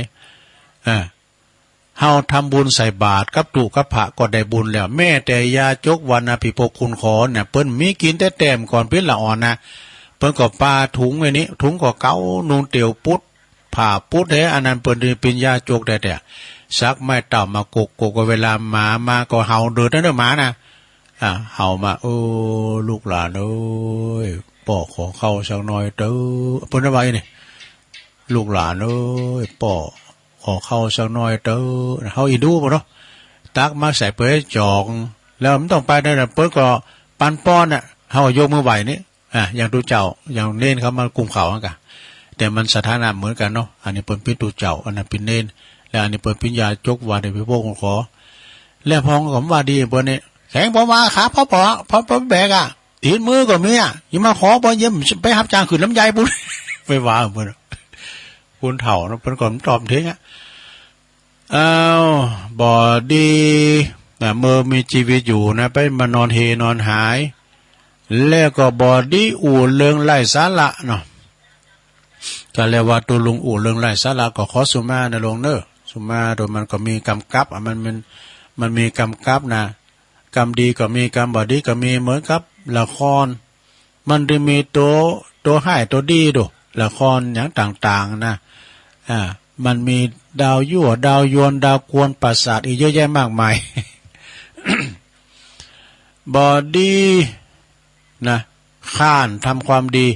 ในเมื่อชีวิตยังมีอยู่แล้วก็บ่ดีอู่เรื่องไร้สาระบ่ดีกินเหล้าเมาเหล้านั่นบ่ดีกินเหล้าเมาเหล้าอย่าเมื่อเฮาปนิมนต์ตุเจ้าแต่กะตุเจ้าซ้ำเตือนนะโอ้ก็กะวายมันเนี่ยมันก็เฮาบ่จะเมาด้วยมันน่ะ มันมาแล้วมันน่ะโดอันนี้มนต์ว่านะนี่มนต์หยังอ่ะให้เตทำนะบันซบนะเนี่ยไผตายนะว่าบันตายหัวน่ะโอ้เขาบ่ใครถูกอะไรดูนะลูกหลานน่ะพี่น้องบ่ถูกกันน่ะตัวไปเตทำเรื่องสามัคคีเนาะนี่มันสอนเอาเป็นอย่างก็รู้นะยังเตะเนาะเขาบ่ถูกบ่แม่นกันนะดูเอารถเครื่องมาครับหนุ่มบ่ดีกินเหล้าเมาเหล้ายาเมอไปนิมนต์ตุเจ้าตุพระแล้วก็บ่ดีแจถวยจามะบ่ดีแจถวยบ่ดีบ่ได้ล่างจามะน่ะไปแจไว้เนิ่นล่างเนาะเดียวโลกเดียวโจกลาบบ่มาแต่กะเฮาซกกระโปงในโจกลาบบ่มานะซะท่าเนาะบ้านก็อันน่ะเปล่งไสไว้ยะนะเปล่งไสไว้ยะเอาบอดี้เหล่าขวัญนินทามันถึงมีหมดอ่ะเปิ้นเราเฮาเราเปิ้นยอมรับเด้อลงเด้อไม่รู้ว่าเคยเราไปไม่ว่าเด้อเนอะมันถึงมีพองบางพองก็เมเอาโผไปเหล่าบางพองก็เอาโผเอาขวัญเมไปเหล่ามันถึงมีให้ชัดปานะซะนะคนไม่ถูกนินทาไม่มีในโลกนะนัดอย่างก็เนี่ยสันนินที่ตัวนะเป็นว่าคนไม่ถูกนินทาไม่มีในโลกมันนึงถูกนินทาหมดพระพุทธเจ้ายังถูกนินทานะศรัทธาเนาะบ่ดีเราขวัญนินทายามเมอเฮาบ่ฮู้เรื่องจริงนี่บ่ดีพิษผีบ่ดีใส่หายหั่นบ่ดีใส่หาย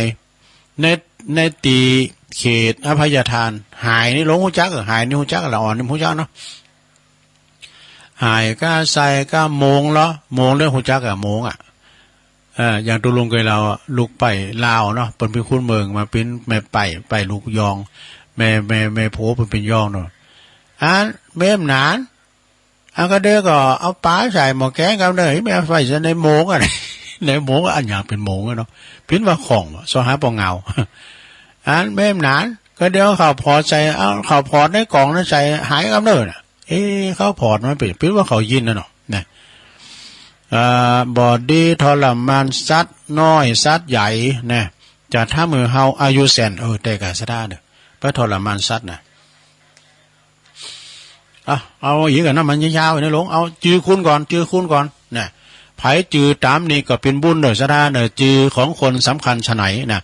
คนที่ชื่อวันเพ็ญจะเป็นคนที่มีเป็นคนใจเศรษฐีนี่ชื่อวันเพ็ญนะแม่เพนขาวเตี้ยคนใจเศรษฐีเนอะคนชื่อวันเพ็ญคนชื่อวันดีจะเป็นคนใจหวานเนี่ยจะเป็นคนใจหวานนะจะเป็นคนใจหวานเนอะปีวันดีแม่วันดีคนชื่อวันงานเนี่ยวันงานจะเป็นคนใจสูงเนี่ยคนชื่อคำมูลให้เป็นนั้นคำมูลคนชื่อคำมูลจะเป็นคนใจบ่มองเนี่ยชื่อใจบ่มองใจมนใจงั้นคุณจะเจอคำก่อนเป็นหรือจะเป็นคุณจืนบานเป็นคุณใจจืนบานเนาะคุณจะเจอคำปานรอเนี่ยแม่คำปานเนี่ยคำปานนั้นเนี่ยการเราสันปิงคนที่เจอคำปานเป็นคุณใจกว้างเนี่ยแม่คำปานใจกว้างนะคนที่เจอลำพันเนาะคนที่เจอแม่ลำพันแม่ลำพันจะเป็นคุณใจประเสริฐพายจืออย่างพองคนที่จือลำเจิดก็จะเป็นคนใจใสคนที่จือลำไพเป็นคนใจบ่ดำนี่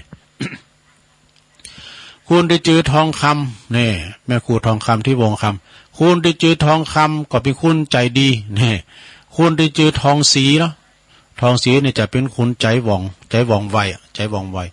คนที่จือทองก้อนก็จะเป็นคนที่ใจมีศีลนี่คนใจมีศีล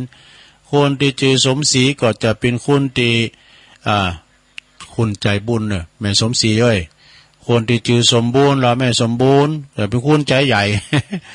คนที่จือสมใจจะเป็นคุณใจงามเนี่ยโอ้มีหลายเนี่ยซะได้เอาได้อีกเนาะจบลงไปศรัทธาญาติโยมทั้งหลาย อันนี้จือของคุณเด้อฟังเอามนได้นะมีขอคิดยัง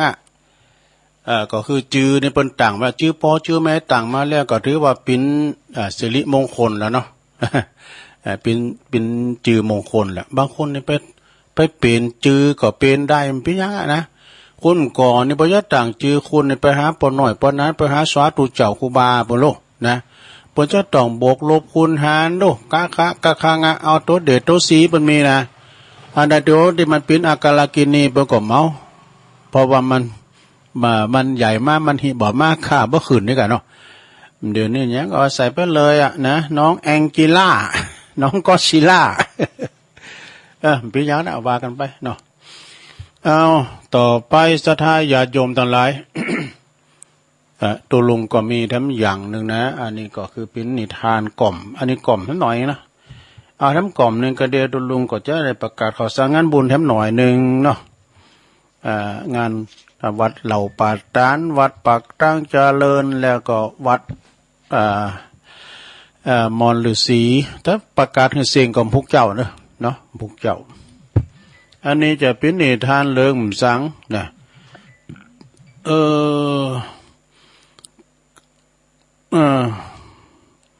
หมายความว่ากะโปตกะชาดกกาโลเลเนี่ยเป็นกาลูเนี่ยเหมือนดังได้ยินพระอาจารย์เน้นหลักบนเราแล้วนะอันนี้เป็นนิทานกล่อมนะเป็นแบบพิสดารยนย่ออันยาวมาเป็นเรื่องเส้น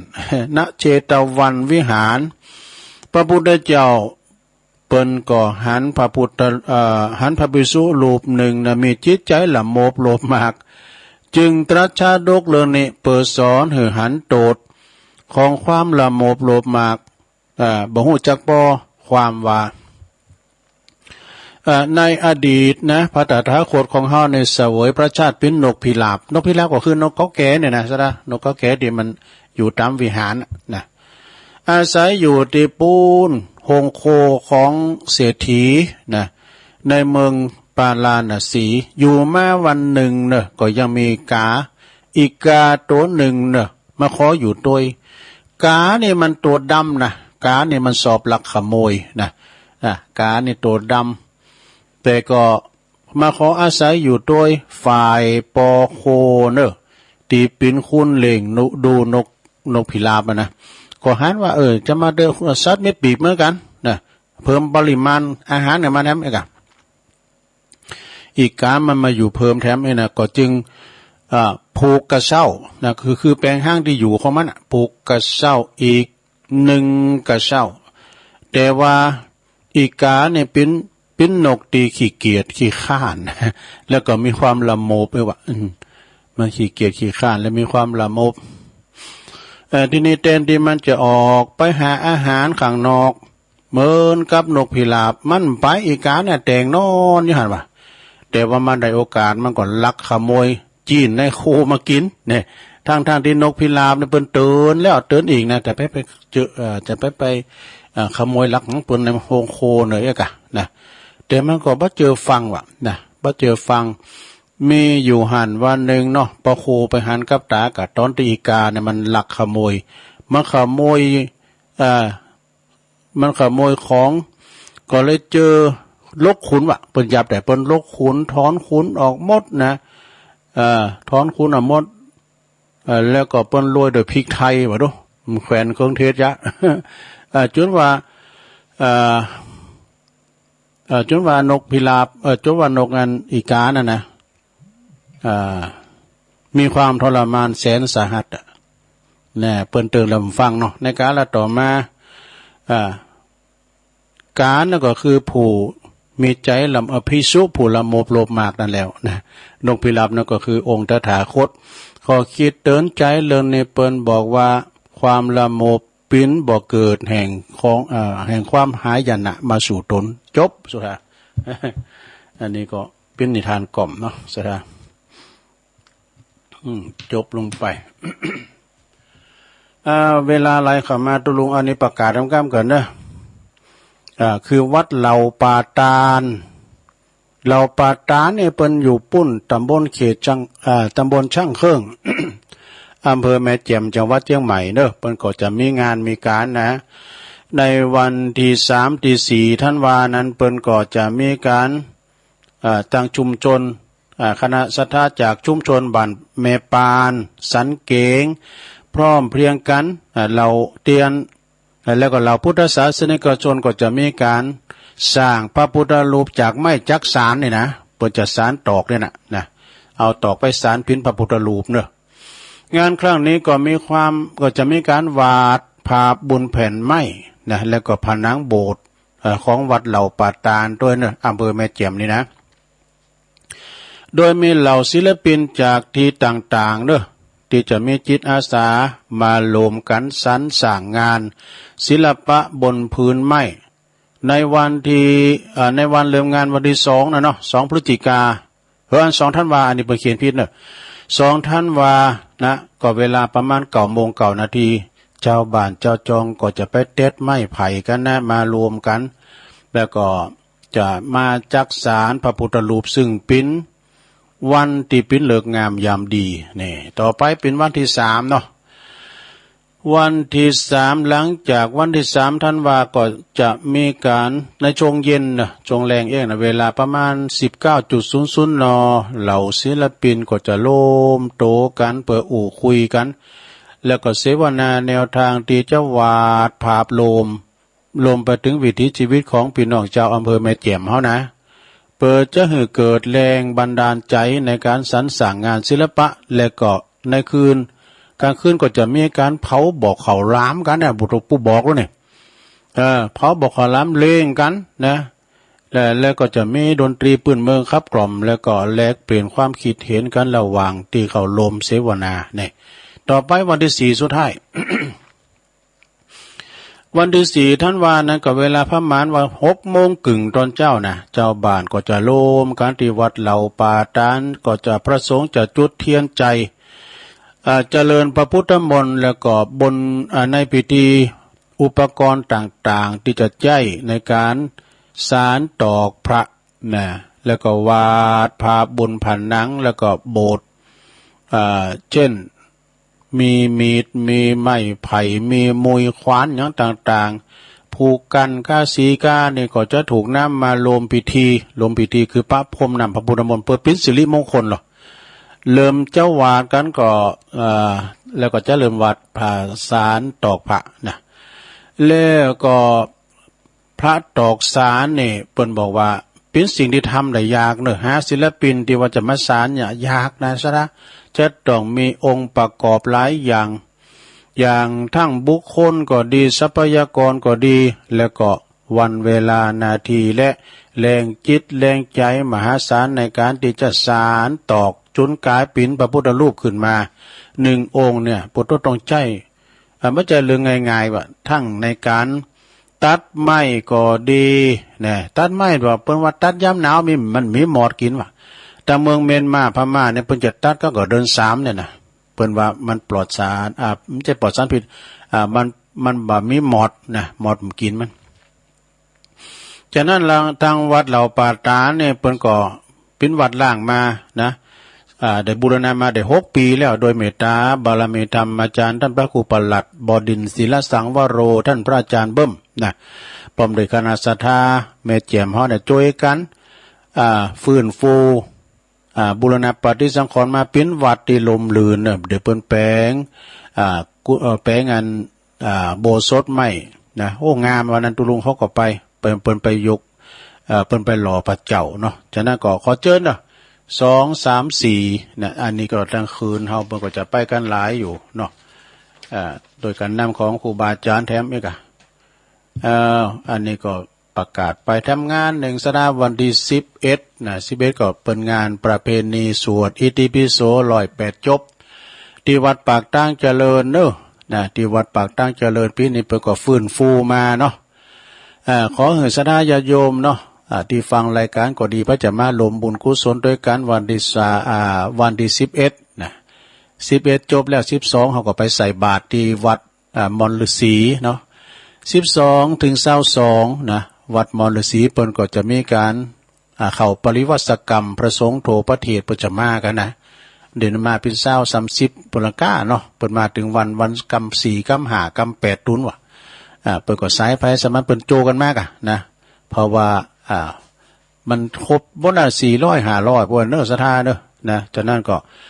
ประกาศถึงศรัทธาญาติโยมทั้งหลายเนาะได้ไปกินไปทานไปลมสากเข้าจังหันกัน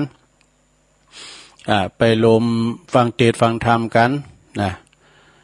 งานเข้ากรรมในครั้งนี้โดยนะแต่เจ้าก็มีแม่จิรพันธ์โมป้อตักเข้ามาตั้งลายและกลุ่มสีขาวด้วยนะเอาละตอนนี้ศรัทธาญาติโยมทั้งหลาย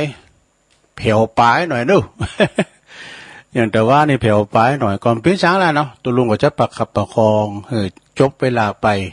จะเปิดสายวางสายทำกรรมให้แต่โทรมาก็โทรมาได้เด้อ0899555606นะวันพุธตัวลุงก็มาตอนเจ้าเหมือนเดิมเนาะพัดศุกร์เสาร์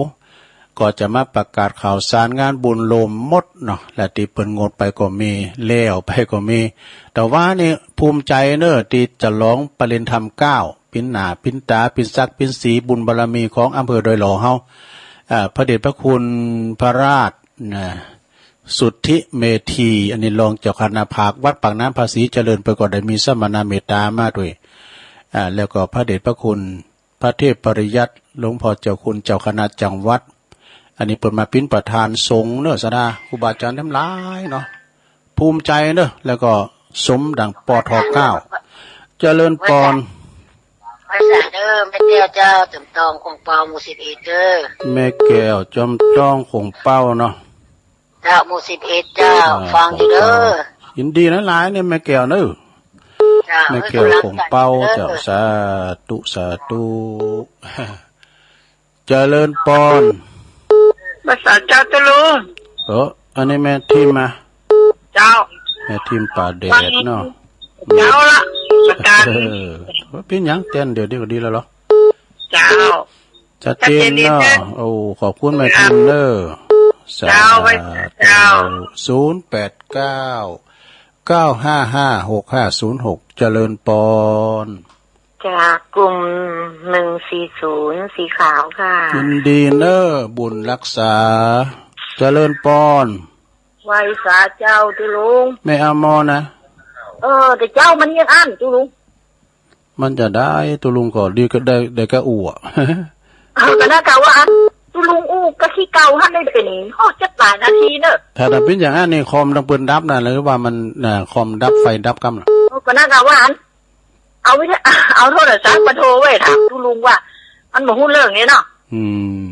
ตามขี้เก่าที่อู้เรื่องอันที่เพิ่นจะเข้าอะไรอย่างนั้นเจ้ามันหมดนะ เป็นอย่างเจ้าแล้วก็ฟังมันได้หมื่นน้ำไปหน่อยเนาะเจ้าถ้าเติมมาก่อนแล้วก็เกี่ยวกับอินเทอร์เน็ตพองก้าอย่างกันเนาะน่ากับมันให้ยาเนาะกำลูนมาขึ้นดีว่าจะโทรบอกให้ตุลุงอีกอ่ะเป็นอย่างเนาะขออนุญาตเด้อยินดีมีอามอนเด้อเจ้าไว้สาเจ้าพวกตังเก้าทำไมเขามาใหม่เจริญปอนอ้าว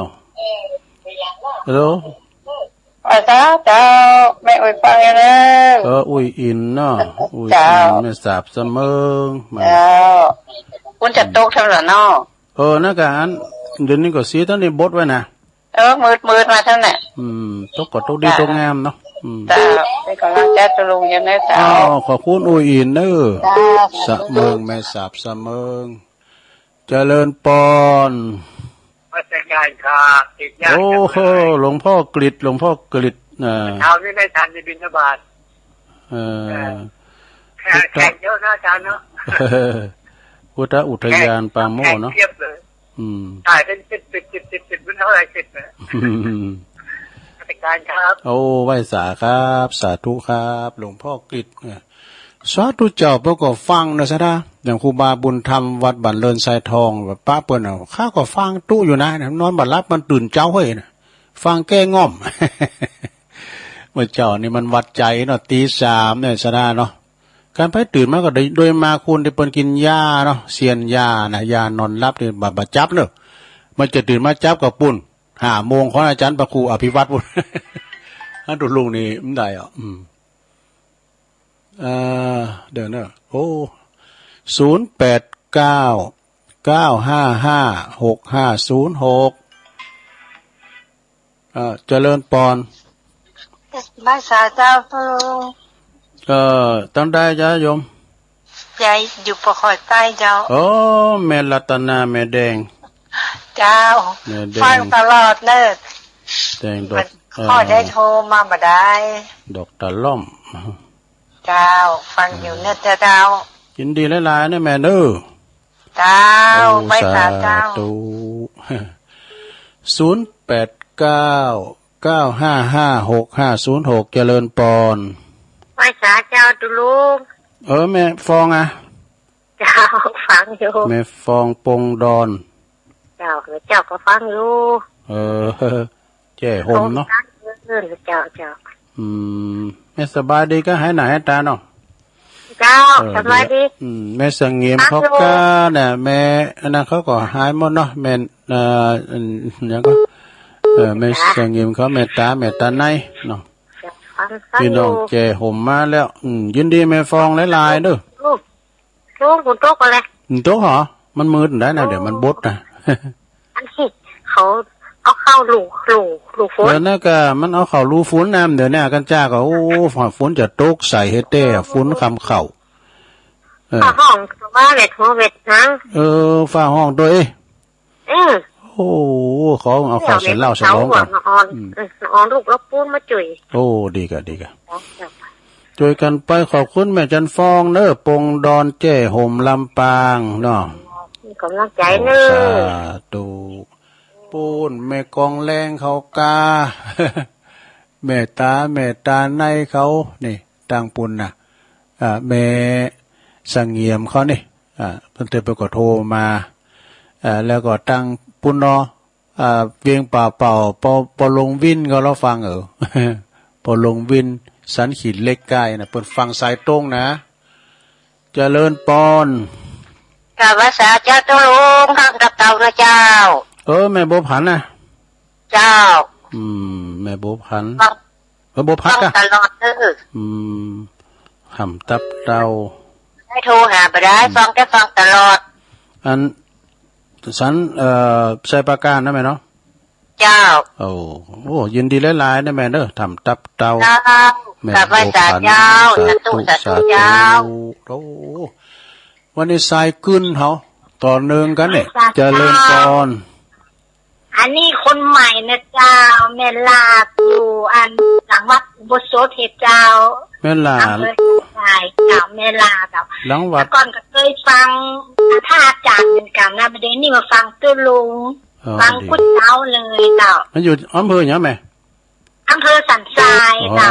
อำเภอสันทรายตำบลป่าไผ่เจ้าโอ้ป่าไผ่ก็บ้านแม่ใหม่ศรีวิชัยฮะตำบลป่าไผ่เป็นอยู่มันเป็นเขตทองแม่โจ้เจ้าดีกะเจ้าฟังตลอดเนอะ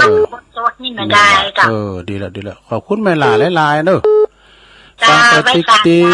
ฟังตลอดฟังกูตูนกูองฟังนะเจ้าที่3ก็ฟังเนาะ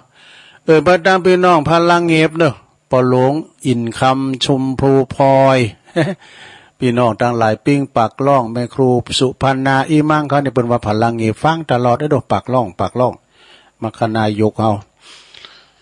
บัดดามไม่อุ้ยลาวงสายยะเนอะปูนดุงหาดนักนะฟังอยู่เนาะเจริญปอน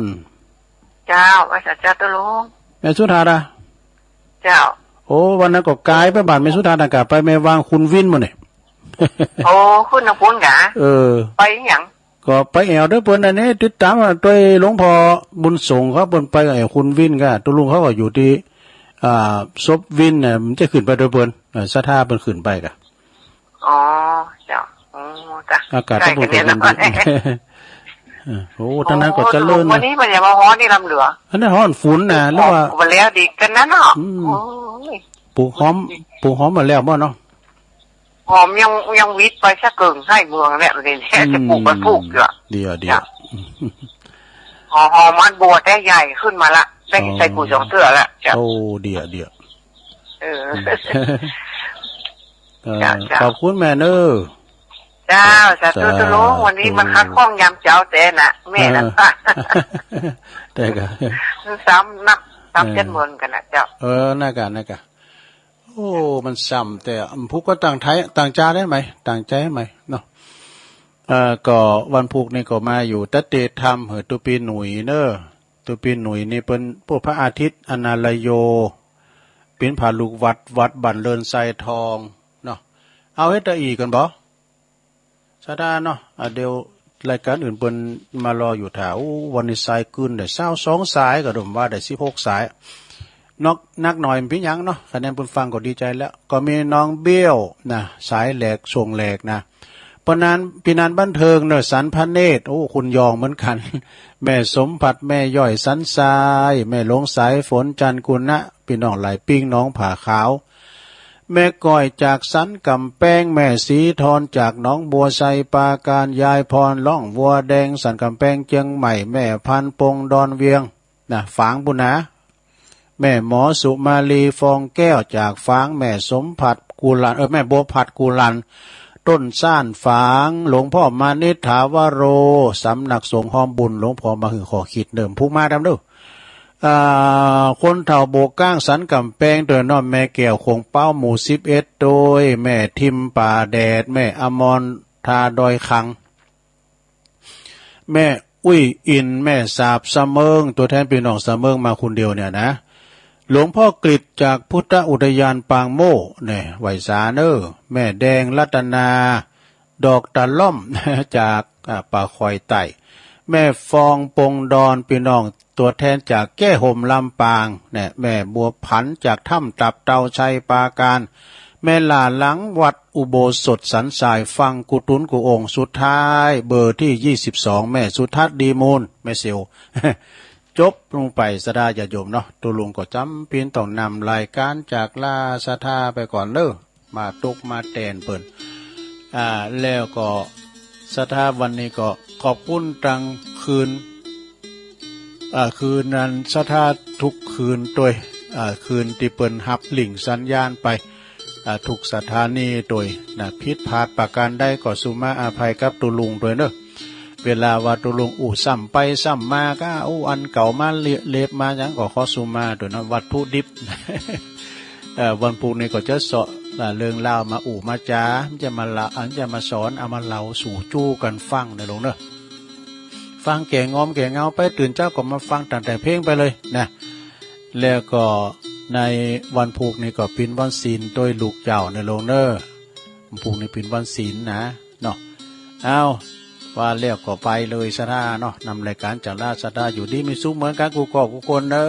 จัตตารโอธรรมาวทันติอายุวันโนสุขังปะลั